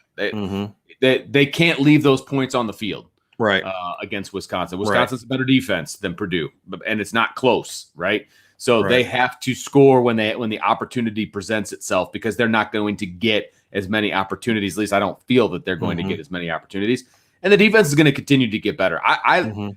I really like the matchup of Notre Dame's defense versus Wisconsin's offense. I really do. The offense just has to score some points. Yeah. And so, look, spoiler alert, I'm still going to pick Notre Dame to win next week, right? But they need to be better on offense than they were this week. Yeah. Trevor has a question here, Vince. I want you to answer. Hey, boys, great job as always. Name an unsung guy on offense and defense today who impressed you guys. Well, unsung, I'm going to go Avery Davis. And I know he's not necessarily unsung because he had a lot of big catches, but everybody doesn't get a lot of about love. him. Yeah. Everybody forgets about him. Well, even in this time. chat, everybody's talking about Kyron Williams. Rightfully so. Avery Davis was the best player for Notre Dame. I mean, was not best player. He was every bit as good as Kyron Williams was. Yeah, absolutely. He made some money, and not just the 62-yarder. He made some money. He converted a 2nd and long. Two great catches under the zone. I mean, two great catches. Yeah. So Avery Davis for me offensively, and defensively. You know what? I might give it to the two Rovers. To be honest with you, I don't know if they got any play on the TV broadcast or whatever, but I thought that they both played very, very well, and I don't think they get enough love because we banged Isaiah Pryor a lot last year, but he's found his niche, and the coaching staff has found his niche. He's playing hard. He's playing confident. It's been good to see. I would go with Myron on that because I don't think Myron gets as much love as like Adam Yola and Foskey and the like. I thought Myron played really well today. Yeah, really well today. Folklore says, I woke up ready for Notre Dame to lose with the first showings of the offensive line and Notre Dame's defense, feeling much better about next week after today. And you should. They grew in some areas, in my opinion. Alan English, shout out to my 8-year-old son who's watching 5 TDs and 3 INTs in his first 2 football games. Who's watching 5 TDs and 3 INTs in his first 2 football games this season. There you go. I cut down on his interceptions, man. Come on now. I think he's saying that he plays both ways. Okay. Oh, okay. He's picking them off. That's how I read that. There you go. That's a good way of looking at it, Vince. Look at me always being negative. You need another Mountain Dew. Yeah, I know, right? Maybe it's making me cranky. Okay, I'm going to skip that one. All right. Vince, where are you at? I'm in your neighborhood. I mean, I'm towards the bottom. Clashmore Mike says Austin didn't react well to the defensive backs playing physical. I know where you're coming from, Mike, and I don't necessarily disagree. I don't think that they were playing physical because Toledo's guys were physical. State's guys were physical. It's more of they're pressing and they were effective at it. And because it's not like we haven't talked about this before. We talked about this the last 2 weeks about how their press release moves just aren't good. They really don't have any. It's like a stutter and go. That's it. That's what they always do, and that's what we've been doing for 4 years. It was more of just he didn't have good technique today. And I think that got in his head, but I don't think it was about being physical so much. It's just I think he got frustrated. He kept getting jammed a lot. So Tavis McKay says I was disappointed in our offensive ability offensive ability to finish drives today. Glad we won the game. Really hope we start finishing drives. I agree. There's a lot they got to improve upon. You know, he also said way too many drop balls today. Definitely agree on that one. Absolutely. So, it's not all sunshine. I don't want people to think that that's what this is. It's not that at all. Right. Randall Norr said in regards to the Buckner throw on the screen, his throw was likely off due to the defender in the passing lane. If the defender was in the passing lane, then the throw should have been behind him, not in front of him. Because the defender in the passing lane would have meant that he would have had to go back a little bit. But I'll go back and look at it. Keith Sellner says I like Breeze better than Flutie. I don't think it was possible. That's a pretty low bar. Yes. That's like saying the offensive line played better today than they did last week. Mm-hmm. It's a low bar. Yeah. Searcher Green said, did Purdue have a great scheme for Mayer? Yeah. They doubled him. They bracketed him. They jammed him at the line of scrimmage. Yeah. We told you guys the first thing you do as a defensive coordinator is you narrow in what you need to take away, and you should be able to take that away. And they did. They took away Mayer, but other guys made plays. Yeah. That's where Notre Dame is special. They've got guys that can make plays in response to them taking away Mayer. Yeah. And eventually teams are going to have to account for those other guys, and then Mayer's going to have another big game. So, it's ebbs and flows, and they made enough plays today because they took Mayer away. All right, Vince, Alan English, you were right. He said, yes, defensive interceptions. He plays both ways. My fault. Not your fault, because Vince was all over it. I was the one that screwed that one up. Nailed it. Here we go. Vince, Vanilla Chill. I honestly thought Austin was getting decent separation today. Am I wrong on that? I feel like his issues were mostly drops. I think it was both. He got separation at times. There was the one deep ball where he had a guy beat by 3 steps and Cone just overthrew him because that was a touchdown. Yeah, and now but here's the thing. Kevin did get rerouted, and he never got his speed back all the way up. Again, Jack Cone missed him. I'm not saying Jack Cone missed him. I'm not saying it. I don't think it would have been caught even if because he overthrew him by quite a bit. I don't think even if but again, that's kind of use your hands better to get there. But he got jammed. If you go back and watch, he got jammed a lot today. Yeah. But he still was open, and he dropped balls. I mean, even with how bad his separation was, he still dropped balls. There's a lot of people saying that it's definitely on game day, and Fox are both going to be in Wisconsin next week. So I haven't seen it, but I don't care. Which means they won't be coming to Notre Dame the following week. I still think that's also true. That's also true. They're not going to do the same team 2 weeks in a row. No. I would much rather. Yes. Well, and I also would. I think the Cincinnati game is a bigger national story than that one. I agree. Yeah. I think the Cincinnati game has a much better chance of being a closer game than the Wisconsin Notre Dame game. Yeah. And Vanilla Chill, who, by the way, I love that name, by the way.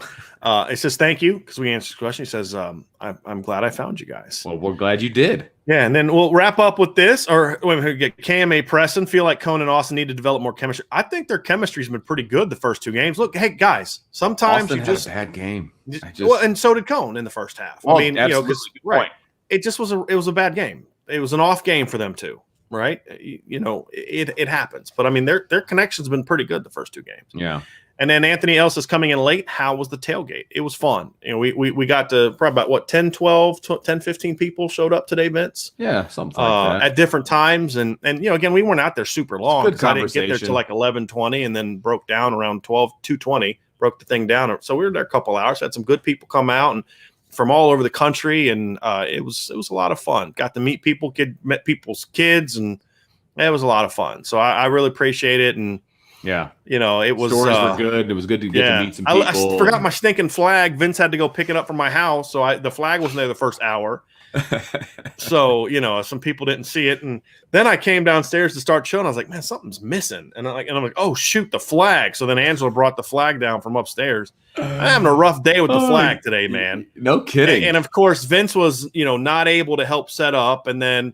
About 20 minutes before I was about to break things down, Vince like, hey, I got to go check out another tailgate. So Vince wasn't there to set up or break down. Luckily, Brandon was there to help me break things down. Otherwise, it would have been me breaking things down again. I had one of our listeners showed up at the beginning to help me set the tent up because I bought the tent last night. And I'm like, shoot, my wife's the one that usually puts that stuff together. So I had to figure it out. But we got it going. But it was fun. It was a lot of fun. And I got to meet people. It's definitely something I'm going to want to do again. So I think right now the plan is for the USC game, but we'll let y'all know. And look, here's the other thing too: is if you guys want to plan a tailgate, if people are coming for like Cincinnati game, and you guys want to get together and plan the tailgate, we'll come over there and hang out with you. Just let us know. We'll definitely come meet up with you. So, and then last one, Vince, because this was also. Oh, here we go. Randall North says, I am so tempted to make the drive from Virginia Beach for the next tailgate. Do it, man. Do it. Yeah. Right? It's that scene from, Starsky and Hutch? Do it. Oh, do it. Say, that was intense on your part. You came all across a little bit more aggressive than I'd hoped it would be. Sorry, Randy. Yeah, but no, do it, man. It would be a lot of fun. And then Jay said, this is a good one, because this was asked on the message board this week. Could you guys see, Jay, if you were on the message board, you would have already been part of this conversation. Somebody said, what about next year moving J.D. Bertrand to Mike when Maris gets back? It's a great idea. 2 thumbs up from me. Great idea. I think you get your 2 best linebackers on the field at the same time, and I love that idea. I do. That's an athletic. I mean, I think I think Drew White's a good athlete. This is a pretty good athlete, but Maris and J.D. are definitely better. Definitely better. Athletes than Drew, and Drew's a good athlete, but Maris is a better athlete than Drew, and JD is a better athlete than Drew. So that would be a really fun duo to watch. So that's going to be it for today's show. Hit the like button, hit the subscribe button, hit the notification bell, sign up for the Irish Breakdown message boards. It's going to be a lot of fun. I think I'm going to maybe try to get some merch for the next show. The next show podcast, the next tailgate, maybe have some merch there. Some people asked about maybe buy some Built Bars. We'll see about all that. But I appreciate everybody that came out to the tailgate today. It was so much fun to meet y'all, and appreciate everybody being part of the show today. Yeah. Sign up for the message board. Okay. Check out irishbreakdown.com. And of course, Vince and I will be back tomorrow night after we break down the film, and we will do our upon further review where we'll give you, as we get a chance to really analyze some things and talk about different parts of the game. So, and Irish for Life says, pray for my four-legged child. He's been having some problems with his dog has been sick lately. So you got it, buddy. You absolutely got it. So appreciate that very, very much. So thanks everybody for being with us tonight. Vince, thanks for staying a little later than you had originally planned to finish the show. I appreciate that.